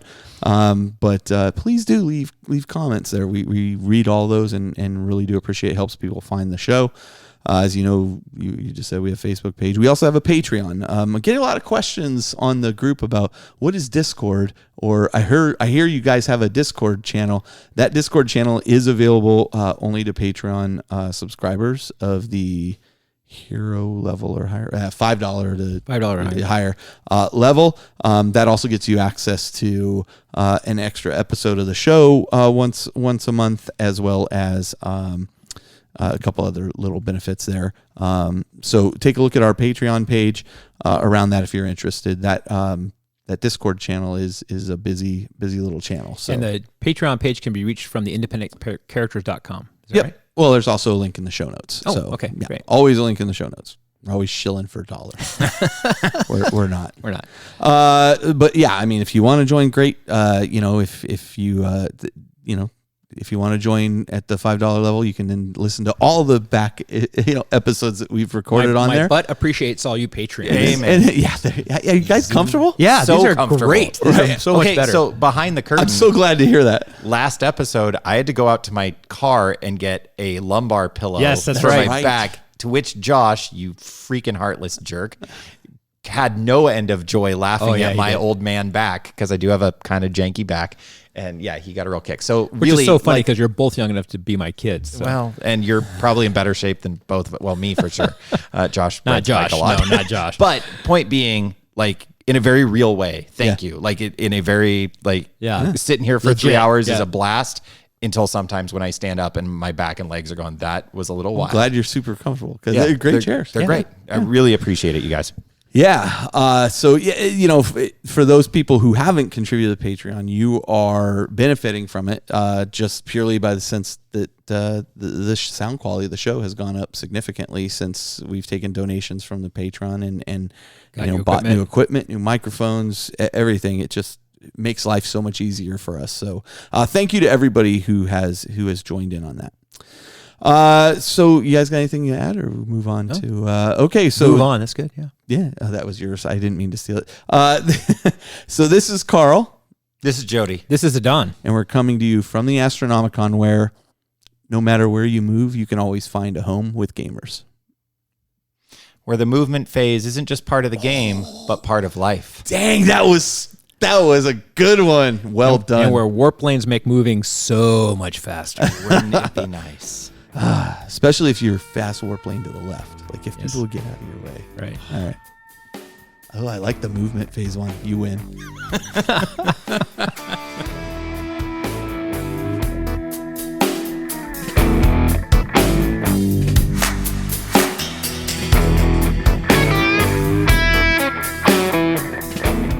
This episode of The Independent Characters is protected by the Creative Commons license. If you have further questions as to its use, you can find information on the front page at theindependentcharacters.com.